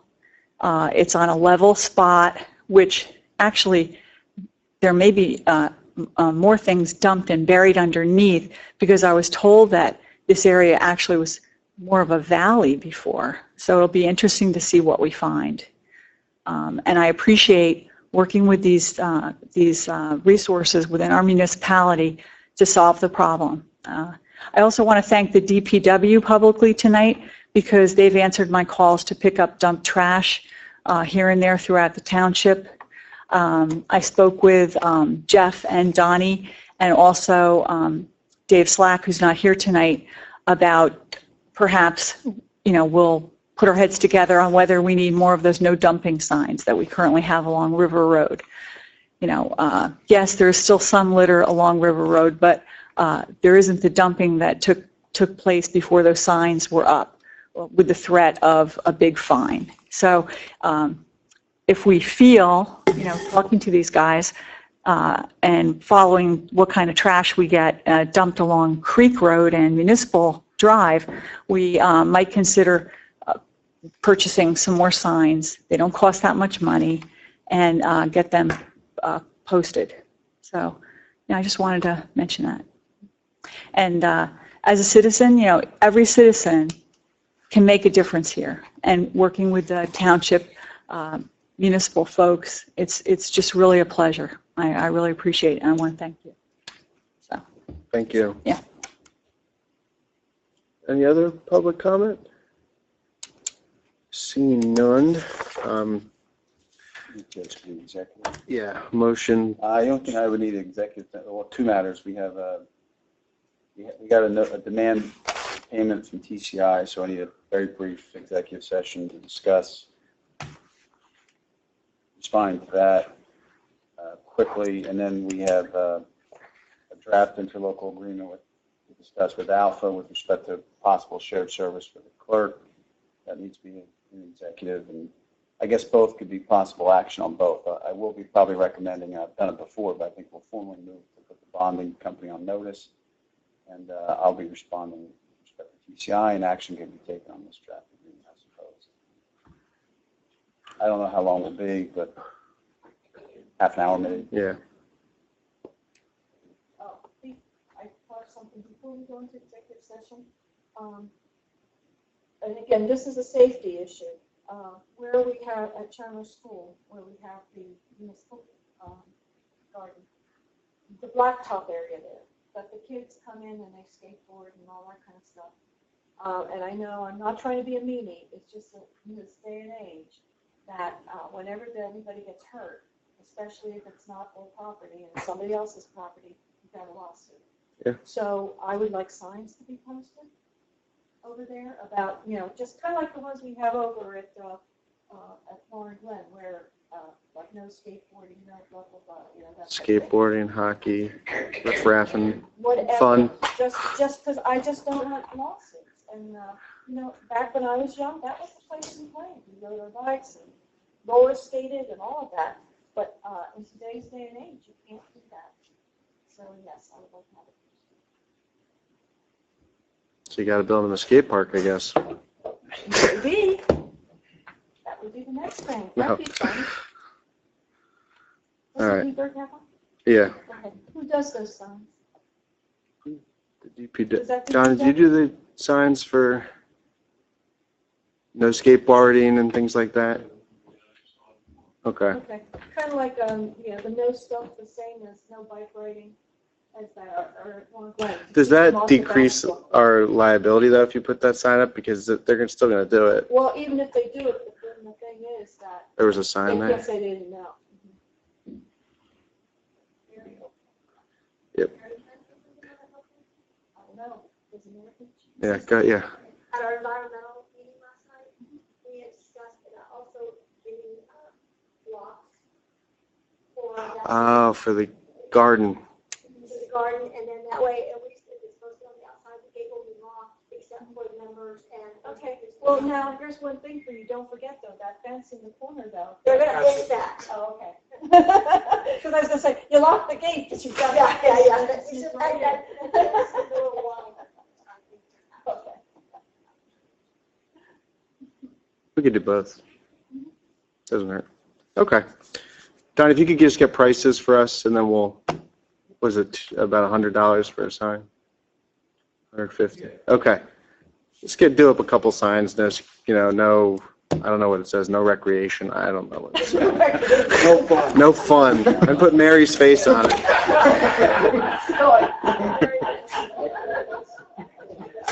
See how that? Okay. I'll have the teacher look. Okay, so is there a motion for executive session? We go into executive session, Litigation and comment. according to what Kevin said. Second. Aye.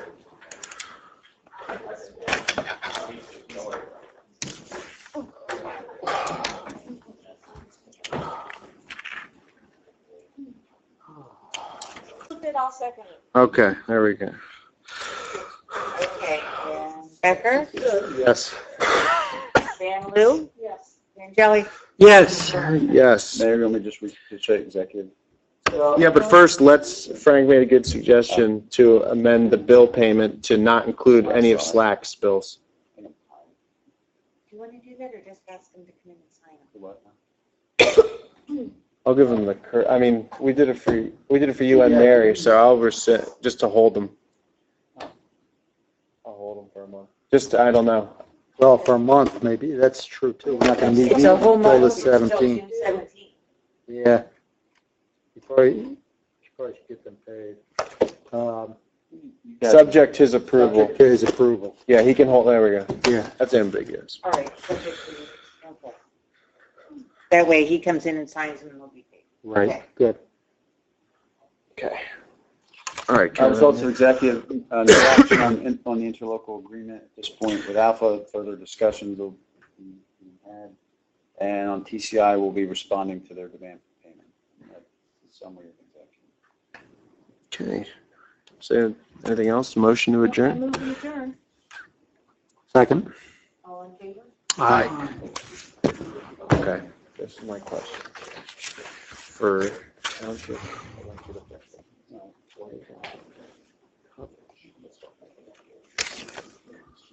Oh, yeah. Okay, but here's my question.